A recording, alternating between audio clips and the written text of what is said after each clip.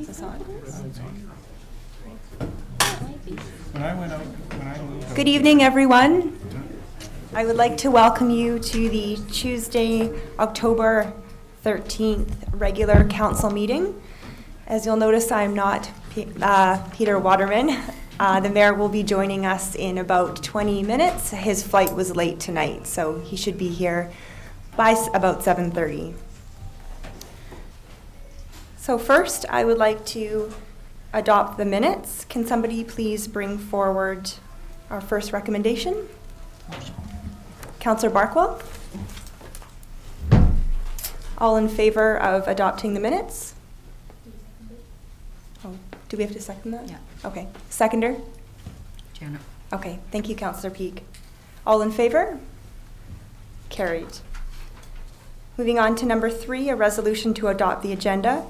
Jeremy, are there any late items? There are none. Okay. Can I please have a motion to adopt the agenda for tonight? Councillor Holmes, second Councillor Carlson. All in favor? Good. Passed. So before moving into tonight's regular agenda, we're going to have a public hearing. We have 3 items tonight for a public hearing. Now I'm just going to read the public hearing statement. This public hearing is being held pursuant to Section 890 of the Local Government Act. During this public hearing, anyone who believes that his or her interest is affected by the proposed development will be given a reasonable opportunity to be heard or to present written submissions respecting matters contained in the bylaws that are subject of this hearing. All information, correspondence, petitions, or reports that have been received concerning the subject bylaws have been made available to the public. Council may ask questions of staff and the public, but once the public hearing is over, no new information can be received. Council debate on the bylaw will take place when the bylaw is considered after the conclusion of the public hearing. At that time, any questions of staff will be for clarification purposes only. I will be inviting the public to come forward and present their comments. Speakers are asked to state their name and address for the record. Speakers are encouraged to limit their remarks to 5 minutes and should include all of the relevant information in their presentation. Further opportunity will be afforded to all persons to speak a second or third time once all persons have had an opportunity to speak. I will now ask the Director of Development Services to introduce our first item. Thank you, Madam Mayor. The first item is an official community plan amendment changing the designation of 35888 Garnet Valley Road from open land to agriculture, and the rezoning bylaw to rezone from preservation and protection to A2 agricultural large acreage. And this is essentially to align our regulations with provincial regulations as the property is located within the agricultural land reserve.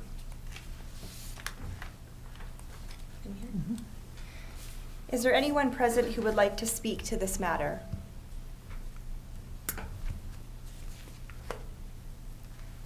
I will ask a second time. Is there anybody who would like to speak to this matter? And a third time, is there anybody who would like to speak to this matter? No? Okay, seeing no public comments, I would now like to ask for a motion to terminate the public hearing for bylaw number 2015-205 and bylaw number 2015-206. Councillor Peak, Councillor Carlson, all in favor? Carried. Oh, and none opposed. Good. If the Director of Development Services could now please introduce the second item. Thank you, Madam Mayor. This is also a zoning text amendment to add breweries, distilleries, and meaderies as permitted uses to our A1 and A2 agricultural zones. And this is essentially due to changes made in the Agricultural Land Reserve or Land Commission Act and regulation that now allows breweries and distilleries and meaderies in addition to wineries and cideries that were allowed before. So again, aligning our regulations with provincial legislations. Is there anybody that would like to speak to this matter? Going twice, is there anybody who would like to speak to this matter? And a final time, is there anybody that would like to speak to this matter? Seeing no comments, I would now like to ask for a motion to terminate this public hearing for bylaw number 2015-204. Can I have a motion? Councillor Barkwell, second. Councillor Carlson, all in favor? Carried, none opposed. All right, moving on. Mr. McIntosh, will you please now introduce the last public hearing?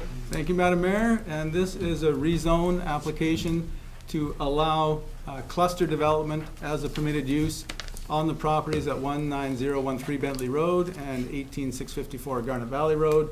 This is known as the Hunters Hill development. And currently, the zoning is country residential, which allows 1 hectare minimum lot size zoning. And the amendment is to allow lot size with a minimum lot size of 1,300 square meters in a cluster arrangement that would put all of the lots in one portion of the site so that the remainder of the site could be dedicated as park. All right, is there anybody that would like to speak on this matter? Okay. Come up to the podium and please state your name and your address. My name's Jordan Saeed. I live at 529 Miller Street. Hi, Tony. Good evening, everyone. My name is Jordan, as I just said. I'm here tonight in support of the Hunter Hill rezoning application. For those of you who don't know me, I grew up here in Summerland. I attended the high school here and later went to the University of Victoria.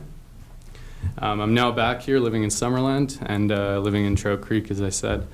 I feel very fortunate that I'm able to live here in such a beautiful area. I find that the Okanagan really inspires me to get out and be active and be healthy, and so that's one thing that really, really excites me about this application. So yeah, it really inspires me to get out and be active, so I'm really excited that we are able to get a park out of this.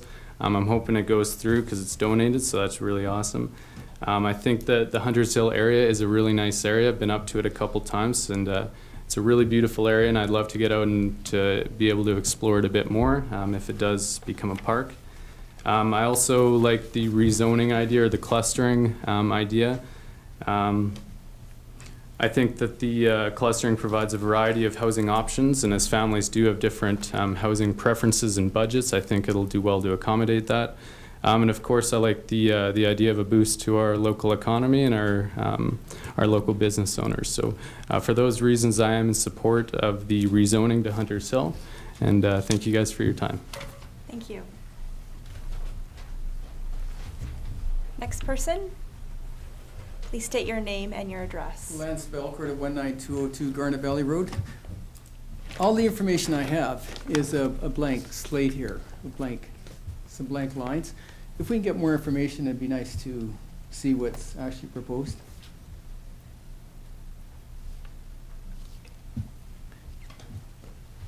Sure. The information was available, all the information has been available at the district office. You're going to make a presentation for further. I could do a little bit of a presentation if that would help, because we've got some good information we'd like to share with council and with the public, if now's a good time for me to do that. Okay, my name's Patrick Murphy. I'm the proponent, the developer.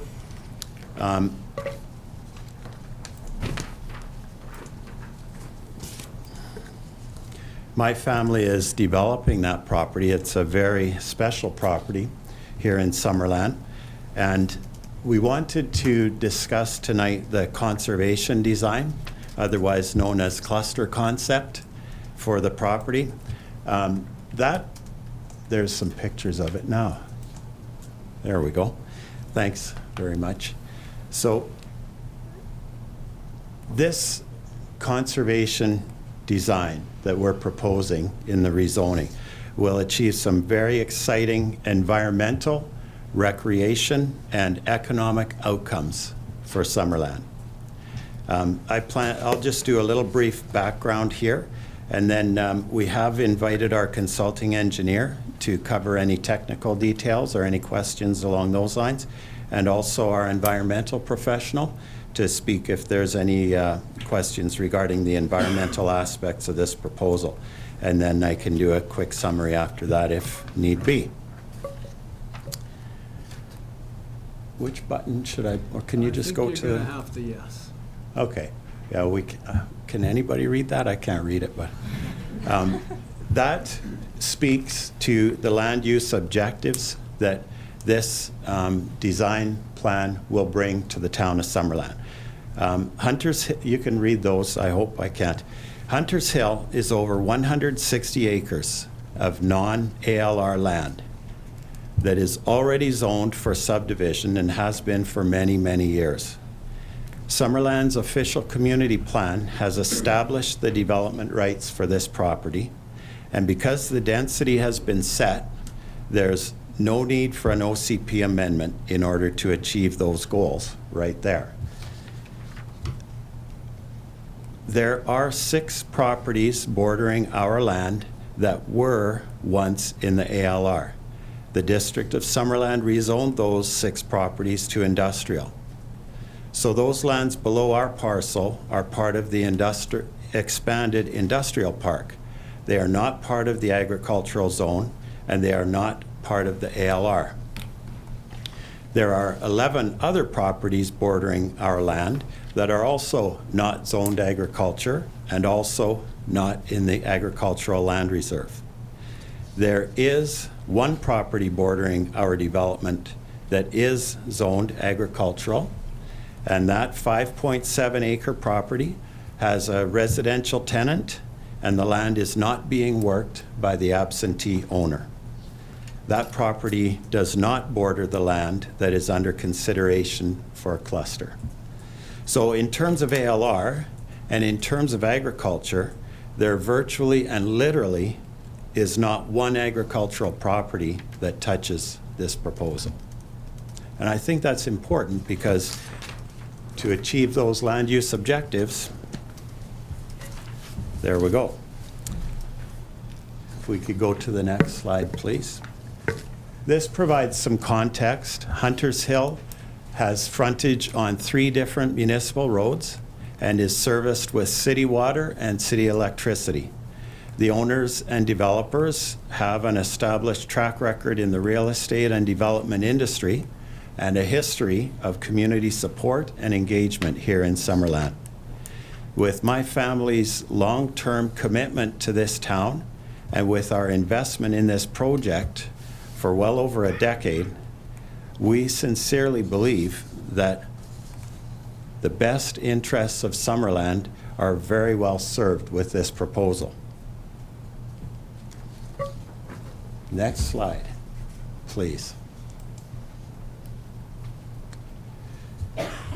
With this proposal, half of our land is being donated to Summerland by my family for a new environmental park that will shrink the development footprint on Hunters Hill, obviously by 50%. We believe there is no better way to ensure environmental preservation than to donate half of our land, 84 acres, to the District of Summerland for the people of Summerland. Next slide, please. On the land we retain, half the property, there will be 67 lots as per the density that is already established in the OCP. The lots will be a balanced combination of 1 hectare and larger, mixed with some half-acre lots and some country residential lots no smaller than 1/3 acre. And those will be set alongside the 84 acres of parkland we'll be donating to the District of Summerland. This absolutely fantastic use of land will provide ultimate environmental preservation, excellent housing options, and an improved tax base for the town. I've mentioned that we have asked Matt Cameron of CTQ Engineering to discuss some of the technical details. And Matt, if you'd like to speak to some technical details, and then we'll ask Martin Gebauer, our environmental professional, to speak briefly on the environmental impacts as well of this change. Thank you. And I'll come back. Your Worship, Council, my name is Matt Cameron. I'm Managing Partner of CTQ Consultants Limited. I have actually worked and lived in this valley for the last 25 years, and it is a beautiful place to be. I'm not a typical engineer. I'm not a typical anything really, but what I would like to try and set your mind to is this is not an urban development. Even though it is very close to downtown and to the city, you need to think more of a rural type of development. And with the clustering, we're able to concentrate the disturbance to very small, localized areas. And we also want to do that with the road infrastructures and the different systems that we're going to have in the development. We're trying to do more of a rural type setting, as I said, so there will be ditches on the sides of the roads tried to be utilized. Wherever we have some flat spots, they can become bioswales and different biofilters that can be used for the stormwater runoff. The typical lot may have a house on it, but it's not going to have a manicured lawn that goes out that people are going to mow every weekend. It's more the people that are going to want to live here are going to be wanting to step out of their back door and go through a hike through the incredible land that is there. And I'm not sure if any of you have been up to the site, but it is pretty spectacular. It's very undulating. There's different pockets of all kinds of different things in different areas. So we're working with the owners and developers to come up with a sensitive way to able to service the development. And that's what engineering is all about, is problem solving. As we go further and further down through the processes, the design will get further detailed as we go along. So some of the real detailed information, we're not there yet, but as we go through the process, they will be becoming more and more detailed, as I said, going forward. I'm pleased to ask any questions, answer any questions that either council or the public may have at any time. Thank you very much.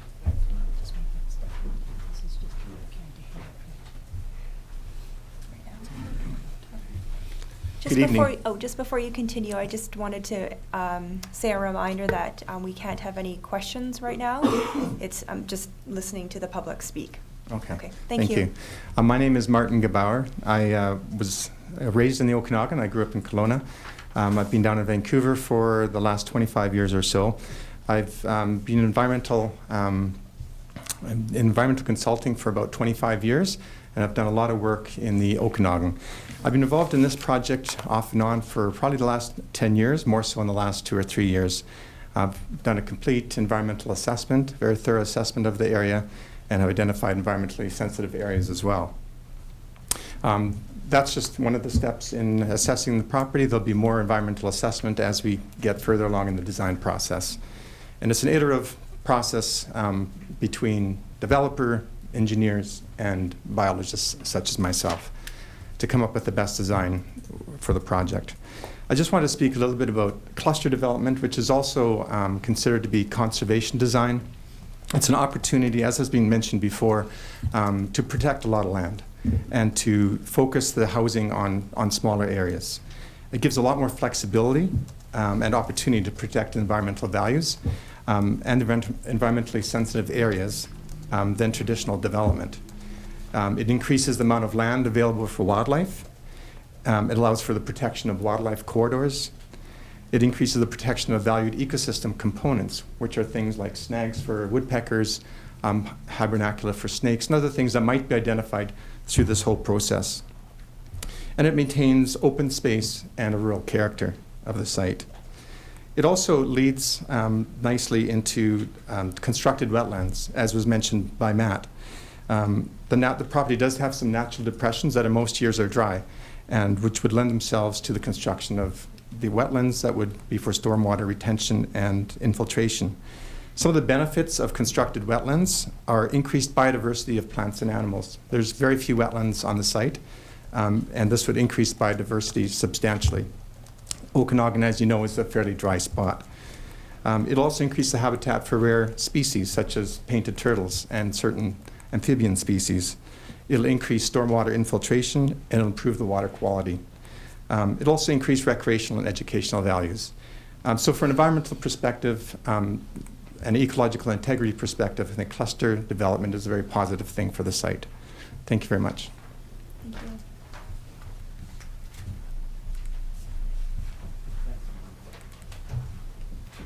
Is there anybody else that would like to speak to this?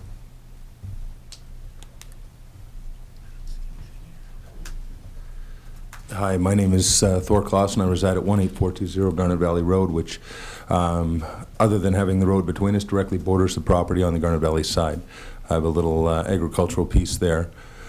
I was born in this town, and I've known that property since I was a kid. We used to hike up there when I was young. I've rode my horses up there, and I've hiked around there quite a lot, and I'm very familiar with the property. There has been a lot of talk over 40 years of development of this property in various aspects and with previous owners and such. And I've been following this process very closely right from the beginning when Mr. Murphy purchased the property. It fits within what this council has set out as our official community plan with what their guidelines were, with what they were elected upon. It fits within all the zoning requirements. I have never seen such due diligence that Mr. Murphy has put into this process and the hoops that have been put in front of him, and I watched him jump through, and he's crossed all of them diligently. It's a great proposal, especially with the last amendments with the parklands and being able to have 84 acres of parkland set aside. And if you are familiar with the property, the lands that are being set aside are very strategic, and the lands that are being put in for development really suit the area and give a very minimal impact to the footprint of the property. And I think it would be a real injustice to both the community of the development and the people of this community if this didn't move forward. Thank you. Thank you. Is there anybody else that would like to say something?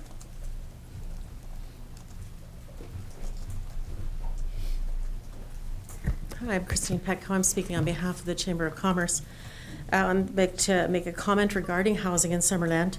Certainly in the past number of years, both from newcomers arriving in Summerland and from our own business members who are planning for future employees, a lack of housing in Summerland, and particularly various options, is cited as a barrier to living here. So our community does require new housing stock and options to meet the needs of many types of buyers, and the Chamber supports the efforts of the development community to fill these gaps in Summerland and give buyers choices when they are seeking housing here. Thank you. Thank you. Come on up.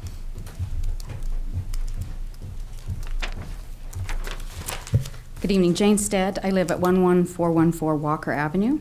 And I would like to express that I am very much in favor of this proposal at Hunters Hill for several reasons, but especially because I believe, as a previous speaker said, that that Summerland needs a variety of housing options. From my own circle of friends and family on the coast, there are a number of people that are planning to move to the Okanagan Valley in the next 5 years, just from my own circle of friends. And these people are looking for just the kind of options that are proposed at Hunters Hill. They're looking for building lots in a rural, did I hit a button? Sorry. No, that's me. Okay.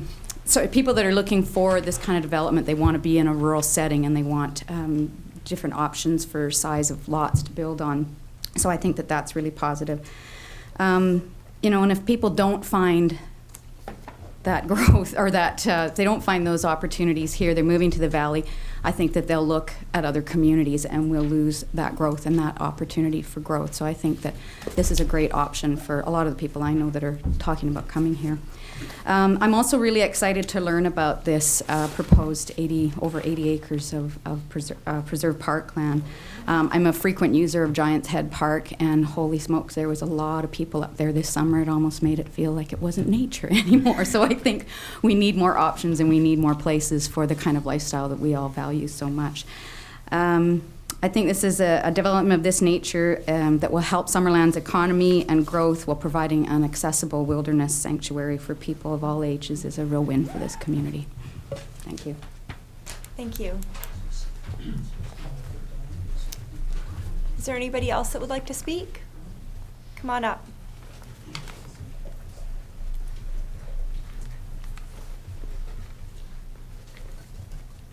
I think everybody's taller than I am.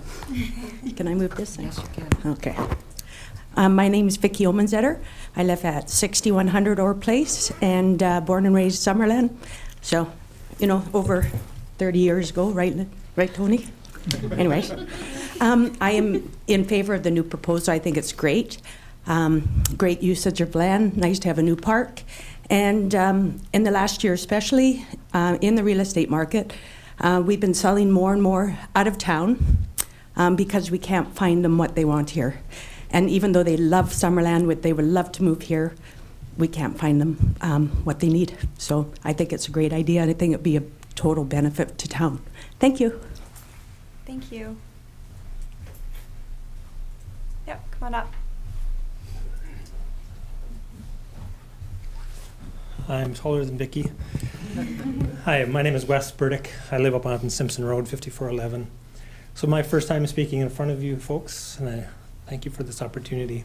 And I just want to say as well that I'm in favor of this development. A lot of the reasons have already been spoken.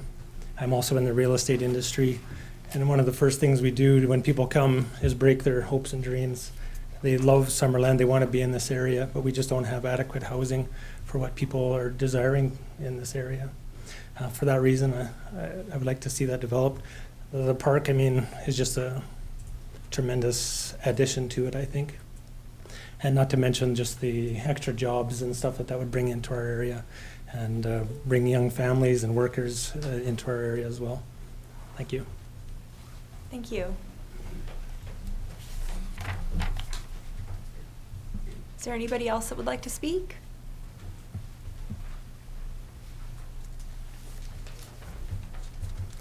Evening.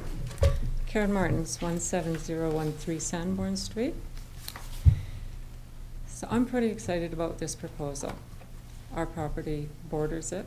Lived beside this property for 17 years, so I'm very familiar with it. Have watched all the different development proposals over the years. When I first saw this cluster development proposal, I was really excited. Two things immediately stood out to me. One is that, as has already been mentioned, is Summerland has a very real need to ensure that we can provide some future housing on some non-ALR land. This property has that. I think as a town, we also have a desire to move forward, creating minimal impact to the lands that we do develop. And this cluster housing proposal supports both of those initiatives perfectly.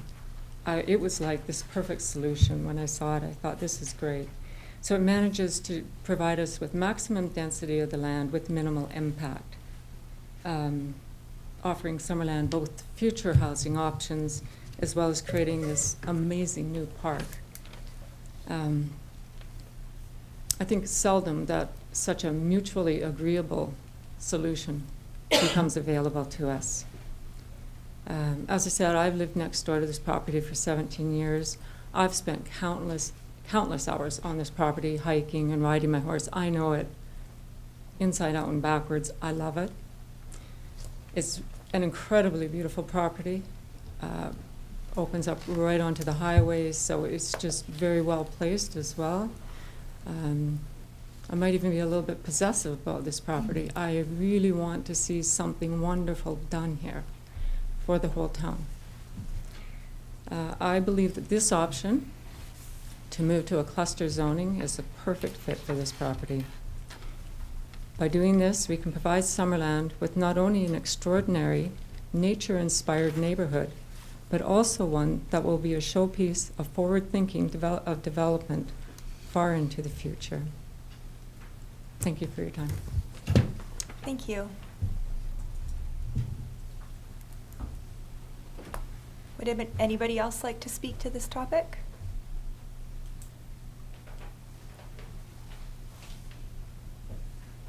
Going one more time, would anybody else like, oh, there we go.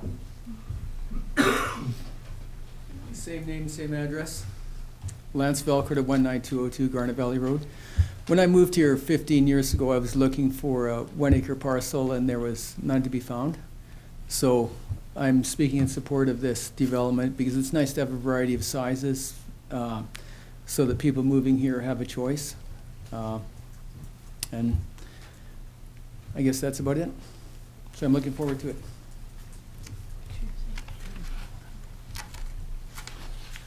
Would anybody else like to speak to this third and final time?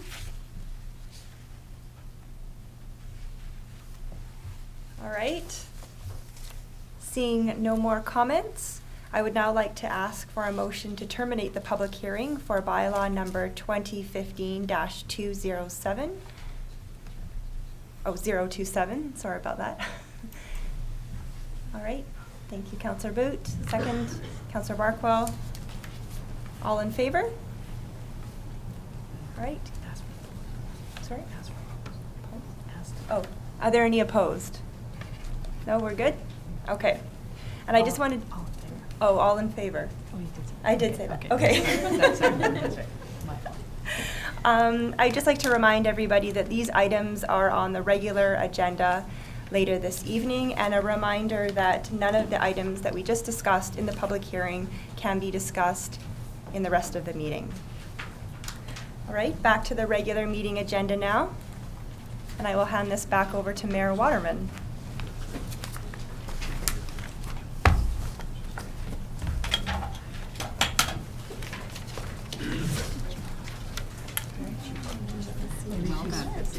Oh, yeah.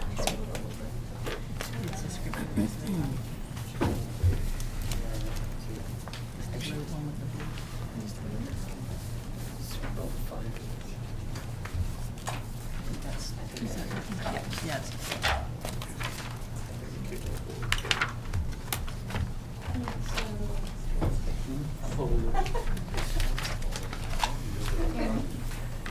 Your name plate.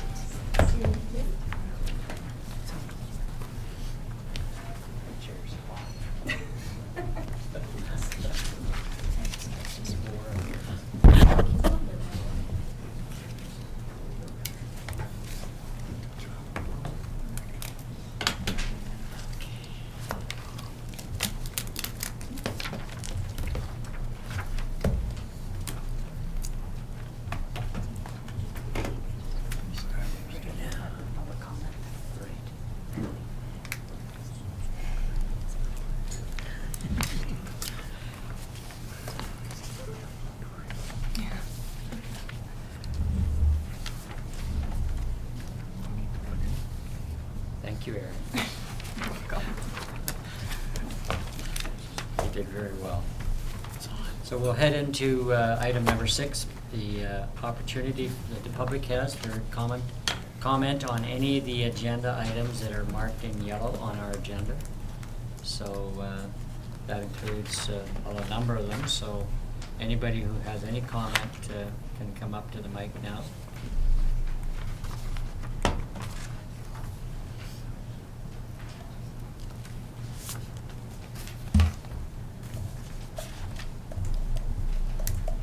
Shall I speak to Business Walks now? Pardon me? Do you want to, shall I speak to Business Walks now? Okay. Sure. Again, which item it is, it's on here somewhere.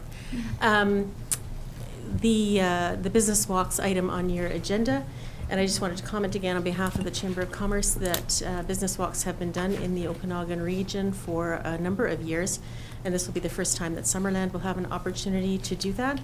And we look forward to partnering with Mayor and Council on this initiative on the 22nd of October. Business walks are a great opportunity both to build relationships and take the pulse of the business community and use that information to inform economic development as well as other initiatives going forward. So we're looking forward to doing that together with you. Thank you. Okay, thank you. Is there anybody else for any other comment? Hearing none, we'll... Yes. Yes, go ahead.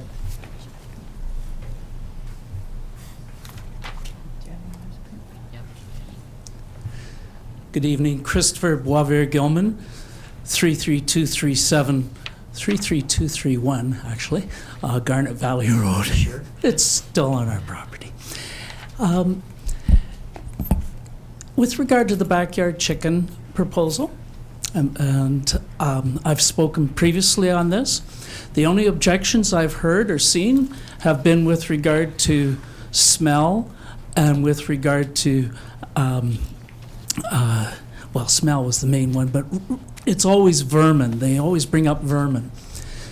One of the things that I just wanted to say, and I did send in a letter with regard to this, is that if you really are trying to get rid of vermin, or at least minimize vermin, and get rid of smell, or at least minimize smell, then I would propose, and I suggested an amendment, so I hope that you all saw that amendment, that would suggest that we use only non-protein bedding. This would therefore be a part of the backyard chicken situation, and there's different types of non-protein bedding, and the most common one is straw. The protein bedding that people use nowadays is hay and wood chips. So I did suggest where it would fit in or could possibly fit into the bylaw, and I would hope that you would consider adding this amendment, because that would seriously deal with the issues, the only issues that have been brought up. The only other issue I have is I'd like to see 6 chickens instead of 5, but then I'm everything chickens, so. Thank you. Anybody else? Okay, we'll move on to number 7, my report for this evening. Council has had an active and productive last 2 weeks. I was pleased to be able to participate in the United Way Drive for charity. The lineup to participate at the lakeside was full, and I'm sure from what I saw it would have been successful.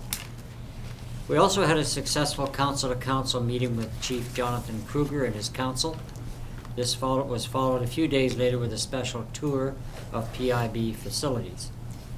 We're planning on having ongoing regular meetings to enhance our relationship with our First Nations neighbors to build a framework for future consultations. The week of September 21st, Council participated in the annual Union of British Columbia Municipalities Conference in Vancouver. We met with the Premier, the Honourable John Rustad, Minister of Aboriginal Affairs and Reconciliation, the Honourable Naomi Yamamoto, Minister of State for Emergency Preparedness, the Honourable Norm Letmick, Minister of Agriculture, the Minister of Finance, the Honourable Mike De Jong, and the Minister of Transportation and Infrastructure, the Honourable Todd Stone. We discussed the issue of the perpetual slide near the golf course, highway speed zones and safety issues through Summerland on the main highway, and opportunities in the ag tech sector, and advice and assistance in helping with relationship building with our First Nation neighbors. Although the meetings are brief, they're 15 minutes. By the time you say hello and goodbye, you've eaten up part of that 15 minutes.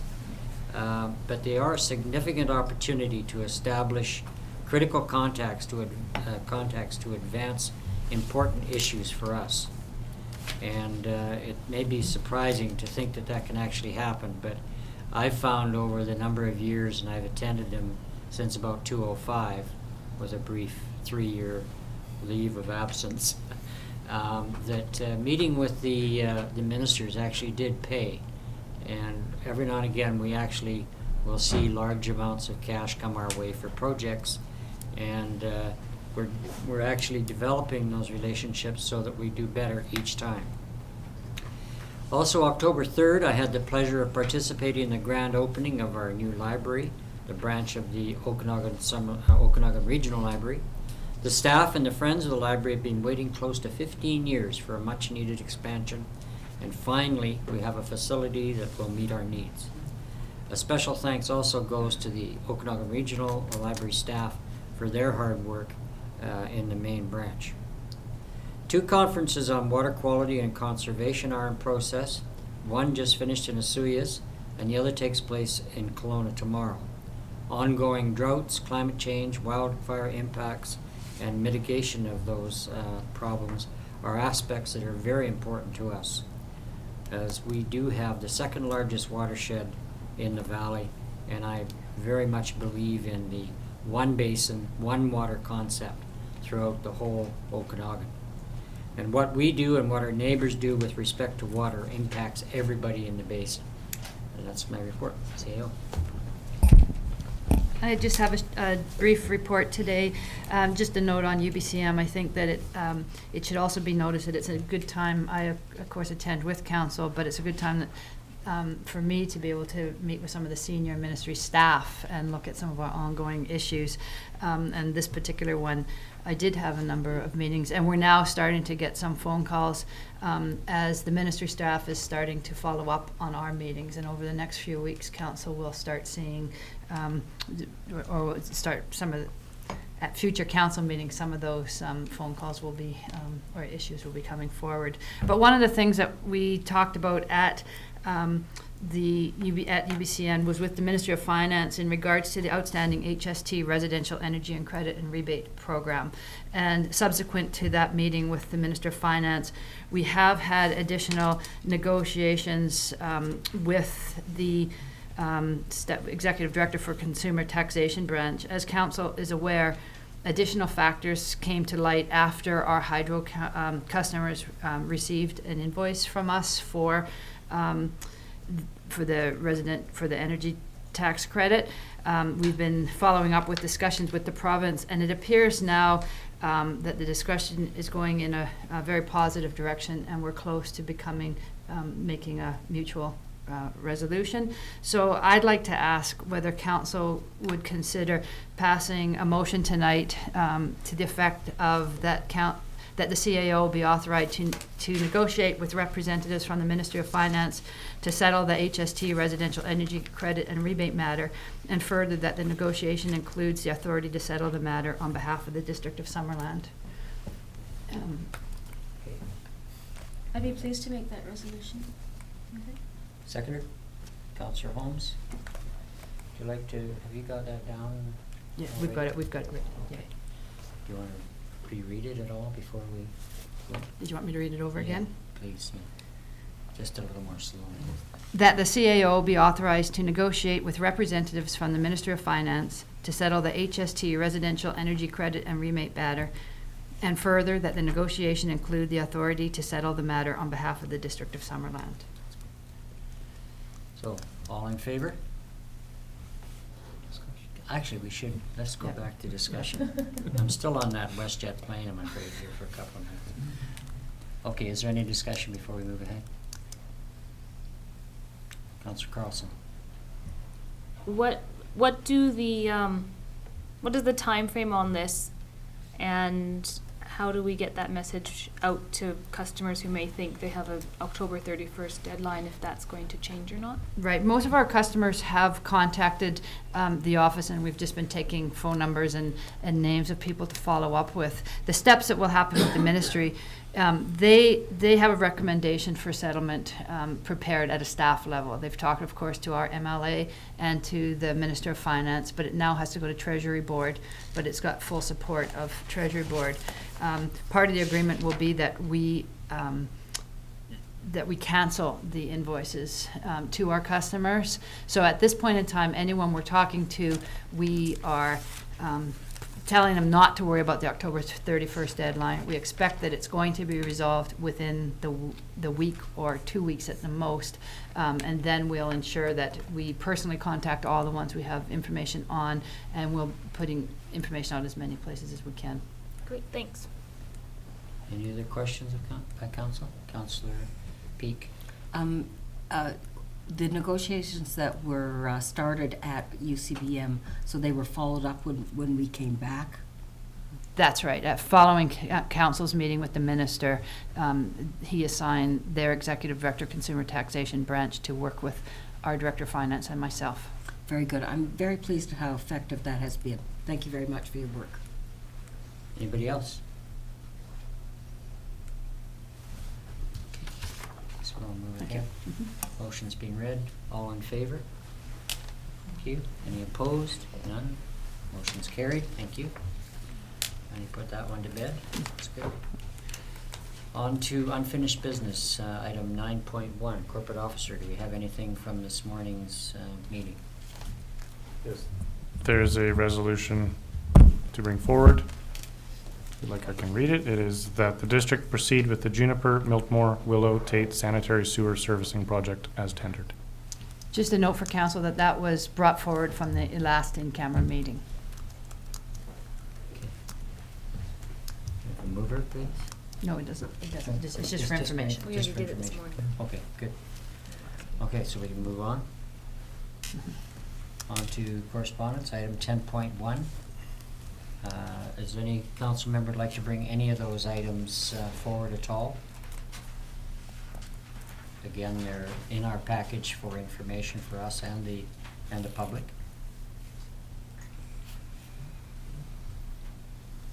So I'd like to, someone bring forward the recommendation that's been put before us, please.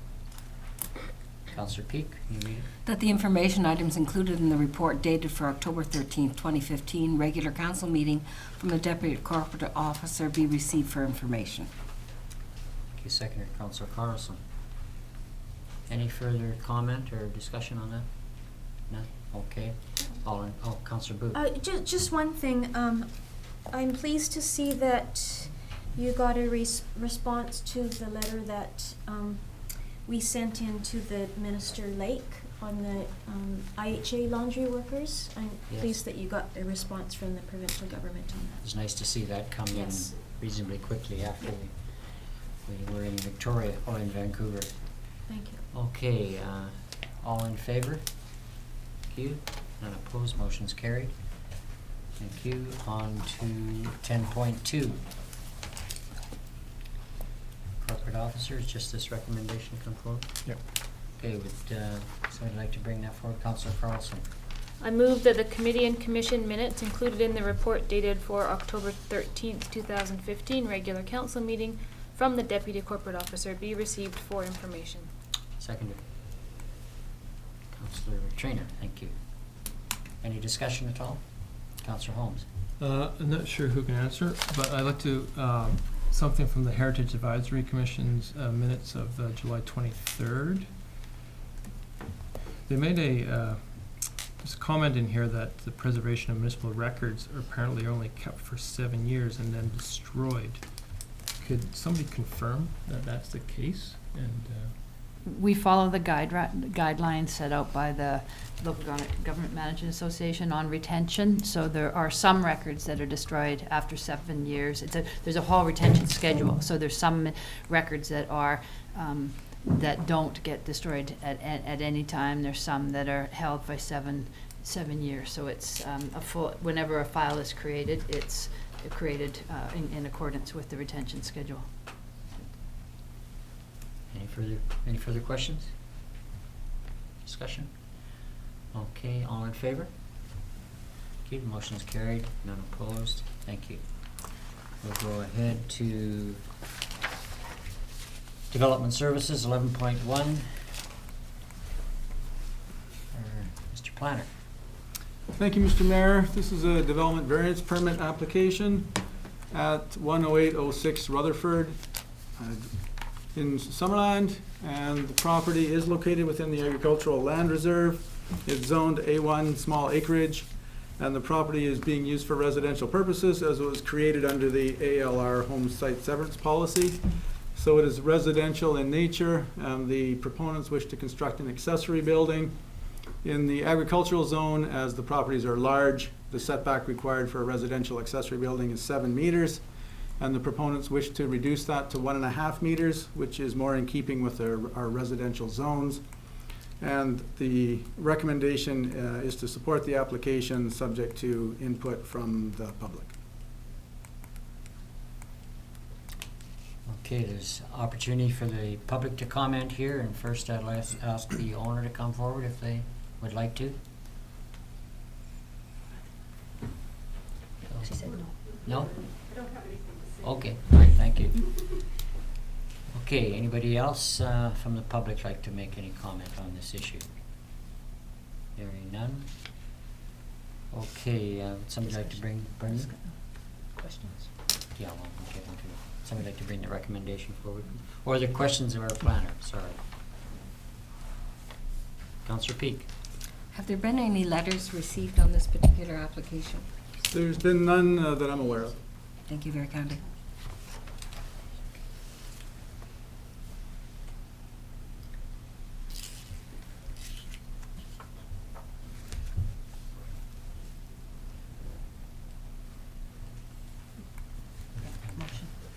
Okay. Someone like to bring the motion forward, please? Councillor Carlson? I move that a development variance permit application to vary section 8.1.6 A.II of zoning bylaw number 2000-450 to reduce the rear setback from 7 meters to 1.5 meters to allow for an accessory building. That's not on, is it? For lot A DL 476 ODYD Plan 3180-807 located at 10806 Rutherford Avenue be approved. Seconder, please. Councillor Trainer, thank you. Any further discussion? Hearing none. All in favor? Thank you. None opposed, the motion's carried. On to 11.2, Developments Variance Permit application for 10811 Rutherford.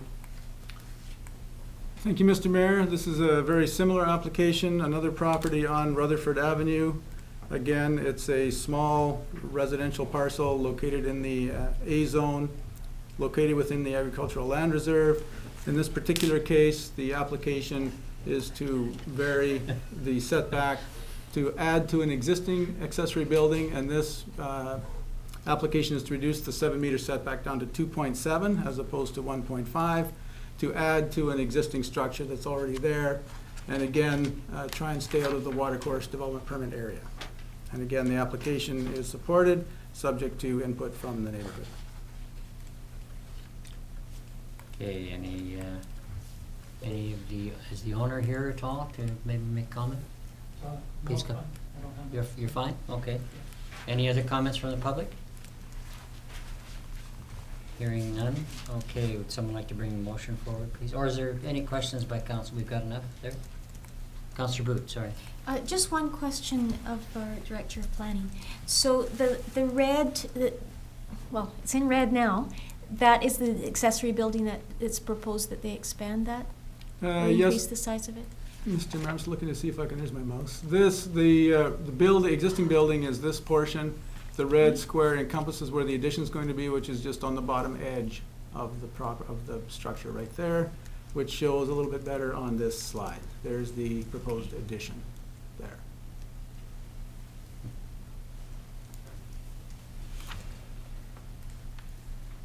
You okay? Any further questions? Okay, would someone like to bring the motion forward, please? Councillor Peak. That a development variance permit application to vary section 8.1.6 AII of zoning bylaw 2000-450 to reduce the rear setback from 7.0 meters to 2.7 meters for an accessory building on lot PT 19 DL 476 ODYD Plan B 4164 located at 10811 Rutherford Avenue be approved. Seconder, please.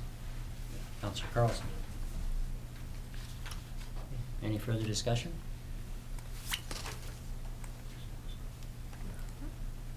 Not very lively tonight. Well, if I Okay. may, this is as reasonable as the previous application. It just makes sense in, with the constraints on the property. Okay, all in favor? Thank you, none opposed, the motion's carried. Okay, we're on to 11.3, development variance permit application for 4217 Williams Avenue. Mr. Planner. Thank you, Mr. Mayor. Another variance permit application. This one is located at the end of Williams Avenue in the Trout Creek neighborhood. And the application is to place an accessory structure in the front yard of the proposed lot. And accessory structures in our zoning bylaw must be located in the rear yard of a building, which means they have to be either even with the front of the house or in the rear yard. In this particular case, and has happened before, where properties are adjacent to Okanagan Lake, it's not reasonable to put the accessory structure in the rear yard, and usually that is the applicant's recreational area next to the lake. In this particular case, the house is set close to the lake. There's lots of room in the area between the front of the house and the cul-de-sac. However, that does require the variance, and the proposed structure meets all the other requirements of the zoning bylaw except the location. Any questions? Planner, please. Hearing none. Would someone like to bring the motion forward? Oh, sorry, yes. Any questions or comments from the public, please, on this one? The owner here? No? Any other comments or questions? Hearing none, we'll move forward, and would someone like to bring the motion forward, please? Oh, I will. Concentrate, don't all rush in. That the development variance permit application to vary section 4.5.4 of the zoning bylaw to allow the proposed accessory building in the front yard of the property at 4217 Williams Avenue be approved, subject to the condition that the garage substantially complies with the plan submitted with the application. Seconder, please, Councillor Carlson. Okay, any discussion? This is easy. Makes sense. All in favor? Thank you. None opposed, the motion's carried. Okay. Now, number 12.1, appeal of Juniper Willow Milkmore and Tate Sewer Project, latecomer fees by Mr. John Lathy, 2107 Tate Street. Mr. Lathy, are you prepared to do your presentation?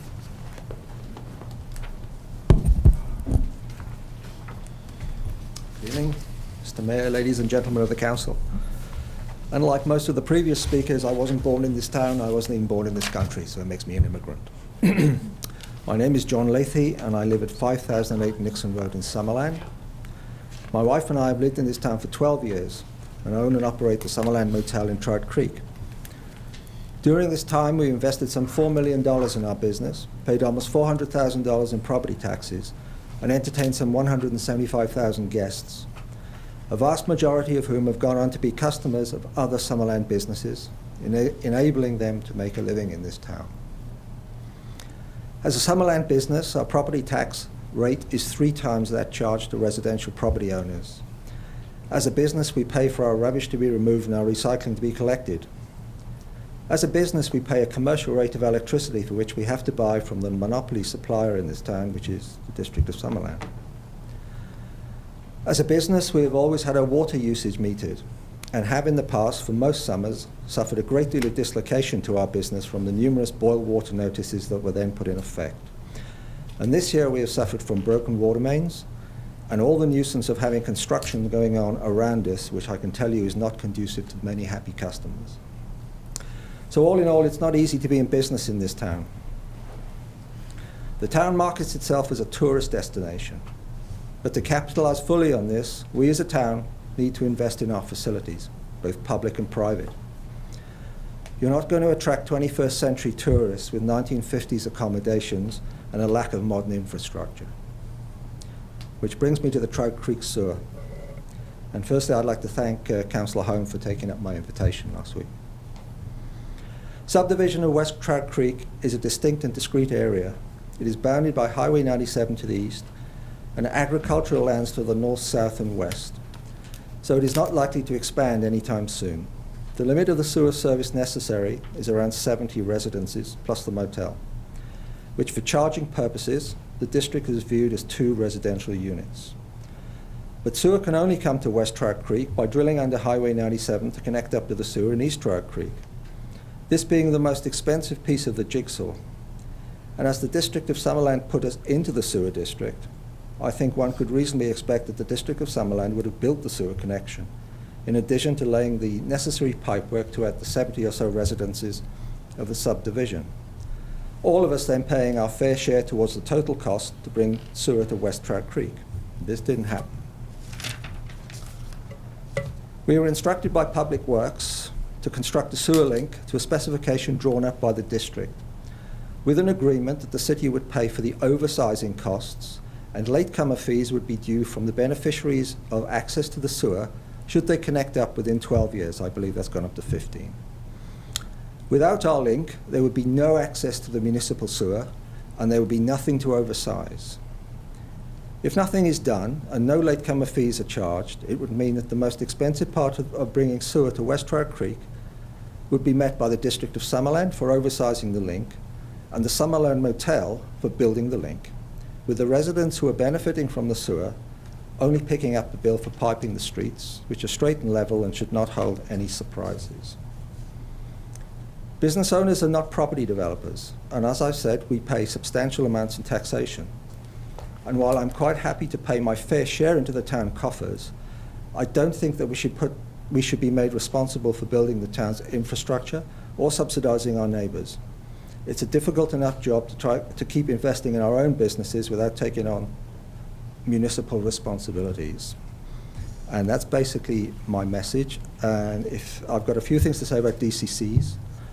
My understanding of DCCs is that they were levied to offset the additional pressure on public infrastructure that any new development might bring. However, I think there's a case to be made that due to the transient nature of our clientele and the fact that their visits are concentrated during the summer months, any possible additional pressure on public facilities will be short-lived and not permanent. It's a bit like having all the visiting relatives come in the summer to stay. And I think the tourist dollars that come from their visits to our town actually strengthen us a great deal. Now, we understand that a second thing with DCC, we understood that the construction of 2 properties or less did not attract DCCs, and as the district has recognized this as 2 properties when setting the charge for the sewer buy-in, we failed to see why we were charged DCCs in the first place. So in conclusion, I would respectfully request that the District of Summerland fulfill agreements made with us re latecomer fees, or if that is too unpalatable, simply task staff to come up with another more equitable and simple method of cost sharing regarding the total cost of bringing sewer to West Trout Creek. I thank you very much for listening to me, and I look forward to your deliberations. Good evening. Thank you, Mr. Leahy. Now we have a report from our CAO on this topic. We provided a detailed report on the Director of Development Service and Director of Finance and myself in Council's package. Just a couple of notes on the DCCs. We did verify that they were charged in accordance with our bylaw, and as Council's aware, we don't have the ability to override DCCs on an individual basis on how they are applied. So they were applied in accordance with the bylaw. As far as the latecomers fees, as you know, the total project was $217,710. Of that, the district paid $120,563. $97,147 was paid by the Summerland Motel, and that's fairly in line with the $120,563, which we paid. Could have been, the district had an alternative to charge the Summerland Motel the entire amount at the time of construction and do a latecomers for the 120 when additional residents came on that were using that excess or extended services. But the district decided to pay that in advance. The new 25 house subdivision that's going, the services that are going to the 25 houses, Miltmore Tate, they're paying approximately $28,000 for each house. The district did have the opportunity to collect latecomers from those for the $120,000 that we paid the Summerland Motel, but for decision making for whatever reason back when they did the petition, they determined not to charge them for that in the same way that so they just started paying from the end point, which is the same as what Summerland Motel did, started from wherever the sewer ended. So from our review and from any information we've had, the district applied the latecomers and the costing in accordance with the Local Government Act. Thank you. Want a report from the Director of Finance? No, that's, unless we have questions, Council has it. Okay. Any question, Councillor Peak? Yes, did Mr. Leahy pay late fees for the portion that would have come to meet where the sewer was extended to the motel? No, he started to pay from the termination up at the last point of where the sewer went to at the So time. he wasn't charged late payment fees to that other No. portion? Okay, thank you. Councillor Barkle. There's a lot of material here which I've gone through very carefully. And I seem to recall, and I was trying to find it again, that actually some of the development cost charges were waived for Mr. Leahy at the time, weren't they? Yes, they definitely were. The sewer portion of the development cost charges were waived, and that they waived it under the suggestion that because he was paying for connecting or for building the pipes, that they wouldn't charge him DCC. But had it been done correctly to the bylaw, he would have paid those sewer ones, because sewer DCCs are for future capacity of your system. And so in actual fact, they were waived incorrectly. Someone else? Councillor Carlson, do you have a question? Anybody else? Councillor Peak? When the capacity of the pipe was determined, I would have thought that the capacity that was required was a standard type of capacity. Was that the case at the time of the building of this particular sewer branch?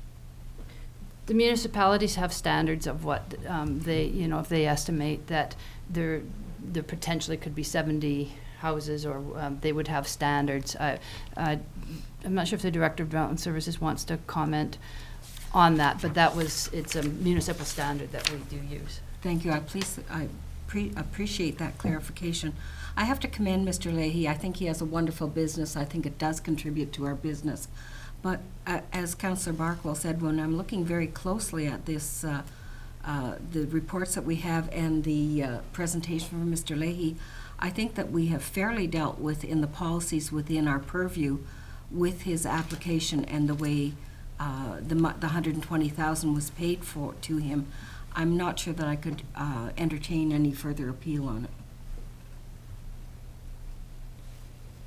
Okay, where do we go from here, CA? If somebody wanted to bring a motion forward, if they felt there was enough conversation, or you could delay your decision. Okay. Depending if council. What decision is there to make? You're either going to deny his appeal, or. Okay, would somebody like to bring a motion forward, given what we've heard and what's in our package? Councillor Barkle. I'll move that Mr. Leahy's appeal for the development cost charges and latecomer fees be denied. Thank you. We have a seconder, please. Councillor Peak. Is there any further discussion? Councillor Holmes and Councillor Carlson. Yeah, I mean, I do have some sympathy for Mr. Leahy. I know in the past there has been some unorthodox ways of doing business in the district, which has caused some confusion in the community and with different businesses and these kind of situations. But I'm satisfied with the CAO's explanation of all the events that happened at the time and how it's panned out, and so I'd support the motion. Councillor Carlson. To the same tune, I believe that within our sewer, if someone wants to buy in, it becomes partially their responsibility, and the fact that the district has very good records of what went on and that contribution has been made to make sure that pipe was big enough and that it did go under the highway. I believe it was done fairly, and so I hope that everyone has enough space now that a few more people are attaching to it, and they are paying their fair share, I believe, as well. It's not a cheap project, and it's certainly not cheap to get attached to that sewer system, but once they're attached, hopefully it will serve them well for many, many years. Councillor Barkle. I'd just like to assure Mr. Leahy that I've read all the material that's been provided, both by him and by staff, and the legislation that applies, and I feel that there's nothing in his material that contradicts what the staff have told us, and that he was dealt with, I think, the same as he would have been in any other community. Thank you. Anything further? We have a motion on the floor. Any further discussion at all? Hearing none. Take the all in favor, please. Motion is carried, none are opposed. Thank you. Okay, so we move on to 12.2. Okanagan Crush Pad Winery Special Event Area Endorsement. Corporate Officer. This is a request from the Liquor Control and Licensing Branch, basically a refresh. Every few years they like to check with each city's council to find out if they wish to continue being opted out. So there was an application by the Okanagan Crush Pad Winery for a winery special event area license, which is basically a license to have liquor outdoors during concerts and such. That triggered the licensing branch to ask you if you'd like to continue being opted out of the zones that are currently exempt by a previous motion of council. In 2006, that resolution was that council opt out of any formal resolution process required by the province to license the manufacturing, selling, or consumption of alcoholic beverages produced on land zoned to permit the development of winery or cidery facility within the district boundaries. So it's been a while since that motion was passed, since that resolution. So before we can deal with the specific application regarding the Okanagan Crush Pad Winery, we want to consider as well generally, do we want to opt out of such processes? The zones that are covered are already used for wineries and cideries and so forth, and there's no other requirements within the zoning bylaw. So any questions of our corporate officer? Councillor Peak? So the zoning is now permitted by the province in these particular areas, and they would do the review of the liquor license. And if we continue to opt out, then we don't go into the detail that would normally be required under that. I think there's an advantage to that for the businesses. There's an awful lot of red tape whenever you're going to get a special event permit, and I think just another layer for us to review it is unnecessary in these particular instances. I make note that your report speaks to where there's a commercial property, where there might be a restaurant or pub or whatever, and the council would be able to retain the rights to review those applications. And again, that makes good sense to me as a representative of the public. But I see no danger in not doing it in this particular instance, and I actually see a benefit to the businesses at not having to repeat the process. I make note of it's a 90-day process. It does take a lot of time for these businesses to make those applications. If it only has to be reviewed by the BC Liquor Control and Licensing Bureau, then I think that's a better process. Any other comments, questions? I might add that this is, for the 10 years plus that I've been involved, this has been standard practice for this sort of situation. So it's a renewal of our normal activity with liquor license. So we have two motions here to consider. First, would someone like to bring the first motion forward, please? Councillor Peak. The council passed the following resolution. The District of Summerland opt out of the process for the application by Okanagan Crush Pad Winery to the Liquor Control and Licensing Branch for a Winery Special Event Area SEA endorsement, and that the district Sorry, that should actually be a second motion. I was just thinking that. I'm thinking if you say there's two. So I'll put that first motion forward. Thank you. Thank you. Councillor Carlson, seconder. Okay, any further discussion at all? Hearing none.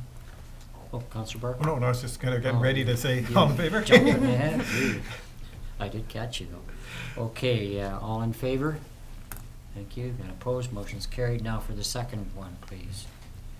Someone like to bring that for Councillor Holmes. I move that the district opt out of the process for all future liquor license applications on properties where breweries, cideries, distilleries, meaderies, and wineries are permitted by the zoning bylaw. Councillor Carlson, seconder. Thank you. No discussion, I guess. Okay, all in favor? Thank you. Motion is carried, none opposed. Okay, we'll move on to 12.3, the Brigade Trail Park Crown Land 10-year renewal. And this again, I think is more of a bookkeeping issue, correct? Yes, So, would you like to make some explanation there? It's Corporate officer? it's simply a renewal, but actually a better renewal. Instead of a 10-year license of occupation, it'll be a 30-year license of occupation. And it's simply for a little portion of the trail at the north. I haven't hiked that far yet, but it's on Crown land, so the Crown is requesting a resolution from council supporting the renewal of that license of occupation so that we can have one contiguous trail. Good. Sounds good. Councillor Carlson? I will move that the application by the District of Summerland for a license for a 30-year term from the province over that part of District Lot 4245, together with the adjacent unsurveyed Crown land of Suyas Division of Yale District and containing 2.7 hectares, more or less, for public walking trail purposes, be supported. And that the mayor and corporate officer be authorized to execute all documents related to this matter. Thank you. Seconder, please. Councillor Trainer. Any questions of our corporate officer? Councillor Peak? Not so much a question, but I would like to comment. I'm very pleased to see it be a 30-year term. And I know that there are many organizations within Summerland that are dependent upon good trails, good trail opportunities, and to continue to have these lands be available for the open use of the public is really important. I know the Trail of the Okanagan Committee, with David Gregory as a member, was certainly concerned about this, so I'm pleased to see it come forward. Thank you very much. Thank you. So, all in favor? Thank you. Motion's carried, none opposed. So, moving forward to 12.4, fuel management prescription grant. We'll have the fire chief speak to that. Thank you, Mr. Mayor. Before you tonight, seeking council's endorsement of a UBCM grant application for a fuel management project. I think Ian has brought up the area that we're looking at. This is a prescription grant. Prescription is basically the framework of what the fuel modification will look like. It's conducted by a registered professional forester. It identifies the spacing of the trees, the limbing, and what work will be done to reduce the risk of wildfire in this area. The area hatched in blue is the area that we treated in 2012 and 2013. So what we're asking for is approval of this grant application to expand that area into the red outlined area. This area is immediately east of the Deer Ridge subdivision, and it has been determined to be extreme fuel hazard and a high risk for interface fire. The grant application, I believe it's, the UBCM will fund 75% of the project. The project will cost approximately $5,840. Our share of that is 25%, which is $1,460. While there is no line item identified in the fire department budget for this work, Director of Finance has indicated there is reserve funding available, and if council so chooses to approve this application, a budget amendment will come forward to council at a later date. Thank you. So we're just dealing with the prescription aspect for phase one of this thing right now. Correct, Mr. Mayor. So the prescription is the first phase. If that's approved by UBCM, then we will then proceed with an operational grant application. Okay, thank you very much. Any questions of our fire chief, please? Councillor Barkwell. I saw in the material that you provided that this was like your highest priority area. And sort of detailed on how you established what's a priority. I'm a little surprised that the Deer Ridge, a little bit to the north there, what's on the board, isn't a high priority. Where does that sit there on this? Mr. Mayor, it would be a high priority, except grant funding is only available for municipal land or Crown land or First Nation land. So it's not available for private ownership land. I'm assuming that then the land above Deer Ridge there is privately owned by someone? That's correct, yes. To my knowledge. I'm pleased to see that we're applying for a grant, and certainly attending the conference at UBCM. There was a great presentation and a very good discussion on this particular topic as well. So I'm pleased to see you bring it forward, Chief. Thank you very much. Anybody else? I'd just like to mention that this particular area is quite critical in that, you know, we do have the housing area on Deer Ridge, and there is housing being developed on the Cartwright side, so it is a very critical area. So just for information, what's going to be involved if we go ahead to the fuel treatment side? Is that going to be thinning of trees, removal of ground duff and stuff like that, or what? So typically, Mr. Mayor, they try to get the spacing, they refer to the trees as stems. Yeah. They try to get them to 4,000 stems per hectare. So that area is probably now in the 10 to 12,000 stem per hectare range. So thinning, spacing, limbing, which is bringing the ground fuel up. We will not do a surface burn in there. We don't believe there's value to that at this time. The previous projects we have done in this area, in the Canyon View area, we did not do surface burn, and they've been well. It's been a good project. So, but there will be stack and burn operations that will take place during approved burning time or season and venting index days that permit. Does the thinning operation tend to stop crowning of fires? That's the attempt is to. If you stand in a stand of trees, when you look up, you should see 50% blue sky. Okay. If you just see green canopy, you know you have a problem. So, yeah, the idea is to keep the fire on the ground and to stop it from climbing and getting into the trees and crowning. Exactly. Councillor Barkley. How long does this last before it needs to be done again? Recommendations, Mr. Mayor, around the 15-year mark, it should be revisited and re-examined. Thank you very much. Councillor Peak. In accordance with the mayor's question in how we use what we do when we go forward with this, in the thinning, is there any opportunity to actually make some money off what is thinned out? The fuel that's there is of low value. It's yellow pine, jack pine, not even much jack pine. It's low value wood. So that has been looked at in the past. They even looked at it for biofuel, but transporting and that makes it uneconomical to do so. We've never tried a bidding process. We do go to bid for the contractor. Oh, I understand that, Yeah. but I meant for the fuel, for the thinned wood itself. Yeah, I mean, that's something, Mr. Mayor, we can look at when we get to the operational aspect of it, but again, this is just to develop the prescription. I understand that. Yeah. Okay, would someone like to bring the motion forward, please? Councillor Holmes. I move that the district's UBCM fuel management prescription grant application be supported and the district provide overall grant management for the fuel management prescription. Seconder, please. Councillor Traynor, thank you. Any further discussion? See any? I just see this as the tip of the iceberg that's going to be required for Summerland as the decades unfold. Because as far as I'm concerned, we're looking at our whole watershed and how do we deal with that. So, thank you. All in favor? Thank you. None opposed. Motion's carried. Thank you. Thank you very much, Mr. Fire Chief.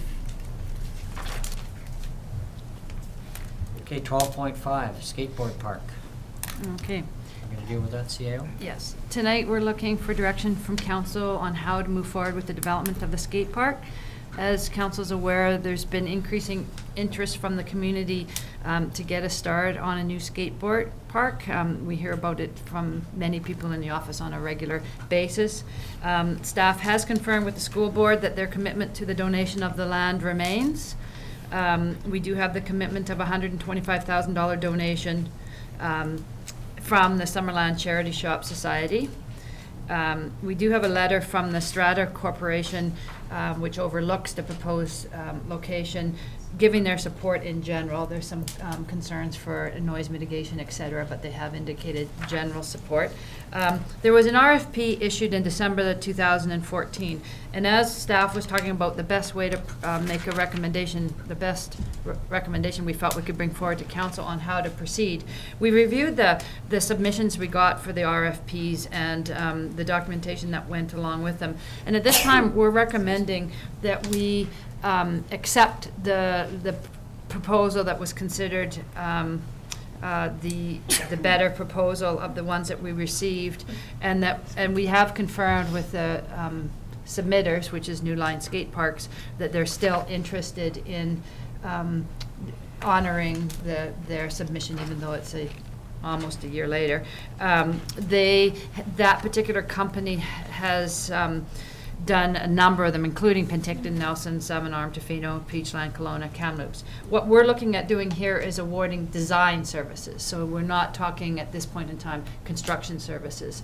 The design takes you right up to the actual, all the consultation process, the design, tender documents, up until tender documents. Then you're able to put those documents out, and it's not a design build, so they're not looking at necessarily being the builder, although it could work out that way. So it's a, as I said there, it's a 41,895 for these design services.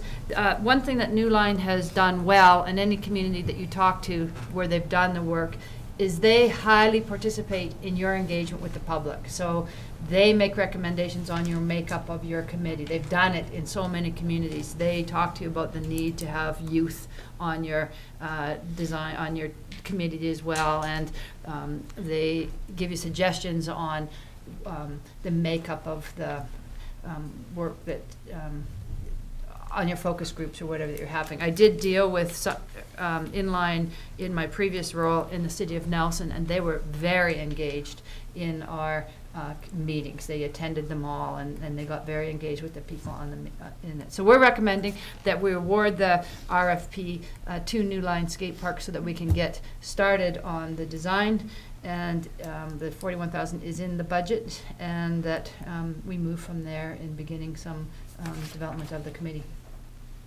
Thank you. I might add that over the last few months, we've had a number of youths, young people approach me, and I think other councillors, and I've been asked them to come in and leave their names with staff, so that they are encouraged that they're going to have an opportunity to participate in this committee. So I think there's certainly no point in having me be on a committee like that when I can't even stand on the thing when it's on the flat. So, you know, having the youth involved is going to be fantastic, and it'll be something that they can really take ownership of. Could I make it sort of Yeah, go add? ahead. One thing I didn't add in my speech there, but it's in the report, is that there's significant fundraising to do, as with most communities, when you do a skate park. It's and so the committee that works with New Line would be partly inputting for the design and engaging the larger population, but it's also important that that committee takes on the role of the fundraising too. I mean, some of it, depending on what grants get available from the ministries, sometimes there's a recreation grant or something that comes along, but typically it's corporate sponsorships and individual fundraising, so that committee will be very much the steering of that. The consultation, it's much broader than the committee. The committee's just a working group to take on these different components. Any, Councillor Holmes?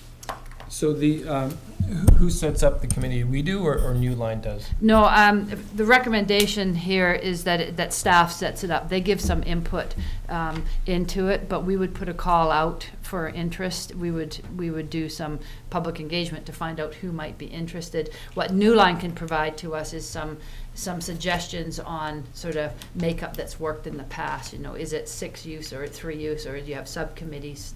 Some suggestions, but we would certainly, depending on what kind of response we got from the advertising, be making it up ourselves. Okay. Anybody else? Councillor Trainer. I think this is a really awesome project, and I'm really excited to see what comes out of this. I think it's good for the kids that live here now, but it's also really attractive for families who are wanting to move here. If you come to our town and you see that there's a skateboard park, it shows that we really care about our kids. I know when you drive by the Peachland one, it's always neat. You get to see lots of different kids in there skateboarding. I just wanted to know, is there a timeline for these kinds of, like this consultation process and design process? They will, there is they have provided timelines in their proposal. I'm not sure if I excerpted that part for council. Is it like 6 moves, months? It or- moves along quite quickly. Of Okay. course, your fundraising is something that, depending on your community, on how the fundraising go. But if we award this contract, it would get moving it would get moving very quickly. Okay, thanks. And I should mention that on that committee, we would have council members on the committee as well. We just haven't defined. It would come back to council for some more input on the terms of reference, but there would be council representation. Councilor Barkman. One of the things that was sort of, I mean, recognizing that a skateboard park is almost necessary, I don't know, was that the location and everything, and I don't find skateboard parks particularly attractive, and it's on our way straight into town, but looking at some of the designs in the material submitted, I see there's the opportunity for some really unique and artistic skateboard designs, and I hope that our steering committee goes in that direction. And in the proposal, in their specific proposal for us, they actually did mention the trees, that the tree canopy that was on that site, and the ability to try to work around the tree. That's come up a few times, and they actually addressed that. They have been here and observed the site, so there is that opportunity. Their skateboard parks are changing dramatically over the last couple of years. Councillor Holmes. So just on that token, picking up on that, maybe we could look for somebody on the committee who might have some sort of public art background as well. Could be interesting. Absolutely. For sure. Okay, would someone like to bring the motion forward, please? Councillor Holmes. I move that a contract be awarded to New Line Skate Parks, Inc. in the amount of $41,895 for design services of a new Summerland skate park as per their proposal dated October 23rd, 2014. And further, that staff be directed to establish a skate park steering committee. Seconded. Councillor Barkle. Any further discussion? Councillor Carlson. Just want to say that I'm glad this has come forward, and I know that it was probably hiding somewhere, and I'm glad you found it and we were able to get it out here and start moving on it, because it's really important. Well, I think to kind of respond to that, Councillor Carlson, they've been pretty keen on, and actually it's some of the youth, every time I go to the grocery store, I get hit on by a few youth that say, when's this going to happen? And I say, well, just hang in there and get your name in and we'll get going on it. So I'm very glad to see it's there coming along. And when you compare the location to our existing skateboard park, which leaves a tremendous amount to be desired in my mind, we've got more of a park-like setting where we're looking at this location.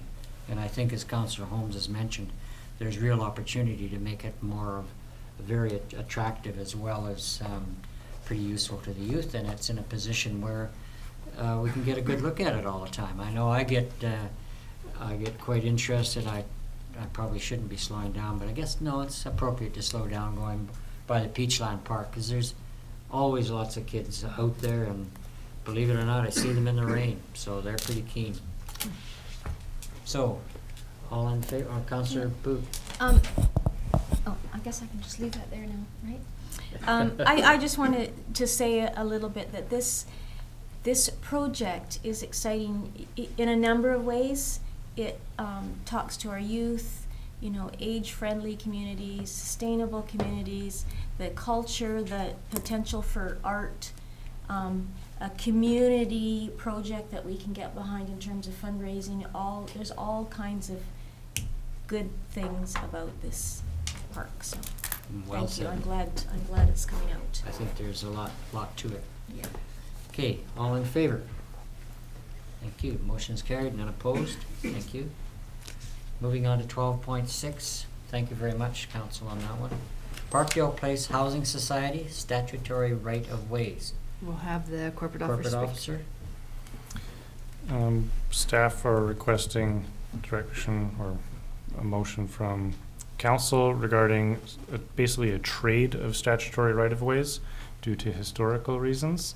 There was great involvement in the past from the district and other parties in the building of the Parkdale Place Housing Society facility on Wharton Street. And at the time, it moved forward so quickly that the paperwork wasn't all completed, and there are utilities running all through that property because that property used to be district property. At this time, Parkdale came to the district requesting a statutory right-of-way for a utility that they want to run through district property. So we thought, why don't we trade? It seems fair, and it would basically just be a one-for-one statutory right-of-way. We may want to refine the word trade just for councils. It's just an opportunity to correct the oversights. A sewer right-of-way, as it stands with Parkdale, is perhaps not what we wouldn't have been best case, especially to suggest at the beginning that we might do it. But there's a number of outstanding ones, so it's more housekeeping. The right-of-ways are there. All of ours are already encroachments there, so it's more of an opportunity to legalize all of them at the same time.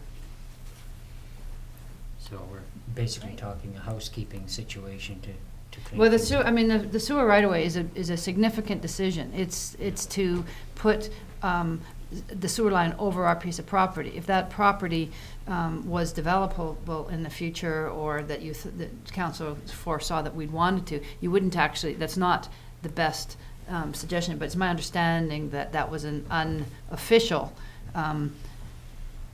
commitment that the district made to Parkdale Place at the time that this was done, but there's no paperwork on that. But and now I further understand that that particular piece of property is not likely to be used for development, so it's not a great risk by allowing it. So that particular yellow line is what was originally intended? That's the proposed. That's the sewer proposed, connection. yeah. This would be one of those things that if it was independent of us having any encroachments, we would be charging for it. We would, it was an encroachment over our property. And so what we're saying is that because none of it was agreed to, and that's where the word trade comes in, we're not asking for financial contribution for it because we also have encroachments on their land. Questions from council? Councillor Barkle. So where is the sewer hooked up now? I believe it's connected up on Brown Street, but they're having to pump, which has been a never-ending problem for them. So this eliminates their need to pump. And when the roundabout was made at Rosedale and Wharton Street, the Works Department actually put in an endpoint for their connection there, under the presumption that it was going to go forward. And that's the misunderstanding. Good. That's the one indication that we have that it was actually a planned thing, is that there was the piece put in. Sounds good. Councillor Barkle. So if there is a sewer line there, you can't build anything over a sewer line, or it's difficult to, or what are the possibilities? It's just how committed are we then, in alienating this piece of land after? Perhaps Mr. Stam can speak to that.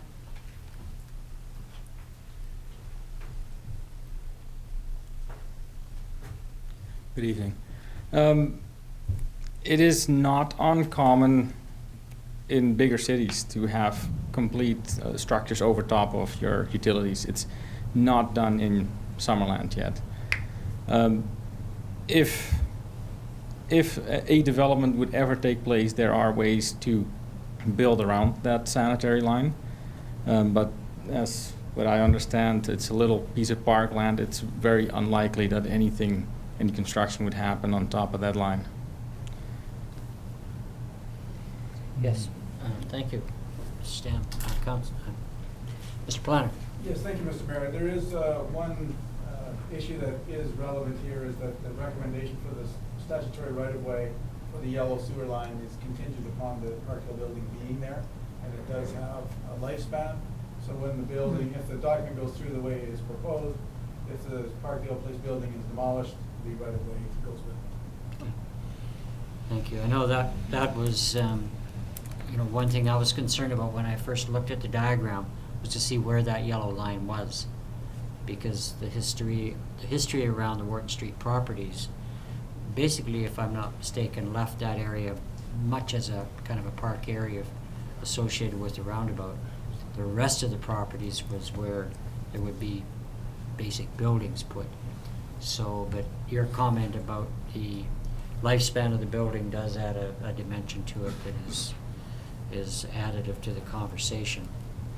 Councillor Peak. Yes, thank you, Mr. Mayor. It's unfortunate that in the 1980s things were done on a handshake. We certainly should have had our ducks in a row and looked after this. I make note that sanitary sewers certainly are built over in many areas. This sanitary sewer would run close to the museum, but on the park area, or what is presently park area. So I accept the assurances that it will be built at a depth that it could be covered should there be any changes on how the plan might work on our public lands there. And certainly the improvement to the sewer for Parkdale is important. If Parkdale comes to the point of its own lifespan and not being there, it's quite likely that they may actually look to rebuild. We don't know what that future would be. We want to make sure that we're looking after the area that we have jurisdiction over, and I think that that is possible in the plan that's presented to us today. Okay, thank you. Any other comments, Councillor Holmes? Just an aside, if maybe in the future we could put these sort of things up on the screen so everybody can see what we're talking about. Thanks. Generally, we do that. Anyway, would anybody like to bring the motion forward as presented rather than rereading the whole item? Councillor Barkmo? I move that the motion as presented in item 12.6 of the agenda be... Did you move that? Moved, yeah. I moved that we move Councillor it. Booth. Seconded. Councillor Booth, thank you. Any further questions? This, again, is something that we just makes things right as far as the Parkdale housing and ourselves. So, all in favor?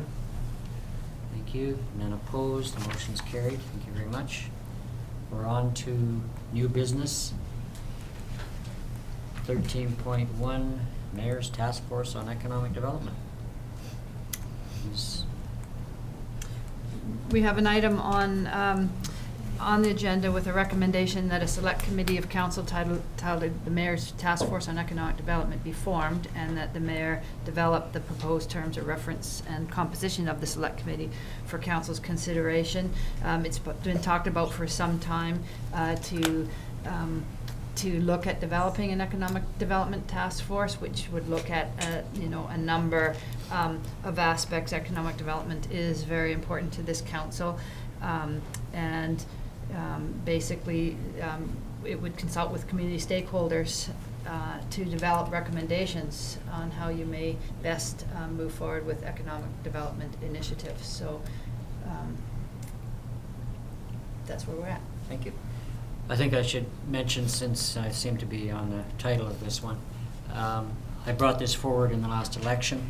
We've essentially been waiting on this to get our ducks in a row in a lot of other areas first, but also we wanted to determine our relationship with the Chamber, of course, and see where everybody's understandings were with respect to economic development, tourism development, etc. in the community. And I think the management of the Chamber has certainly done that, and we're very pleased that we've been able to work with them, and we feel ready at this time to move ahead in this direction. Of course, the Chamber will be one of the bodies that we'll make sure we're discussing our opportunities with. So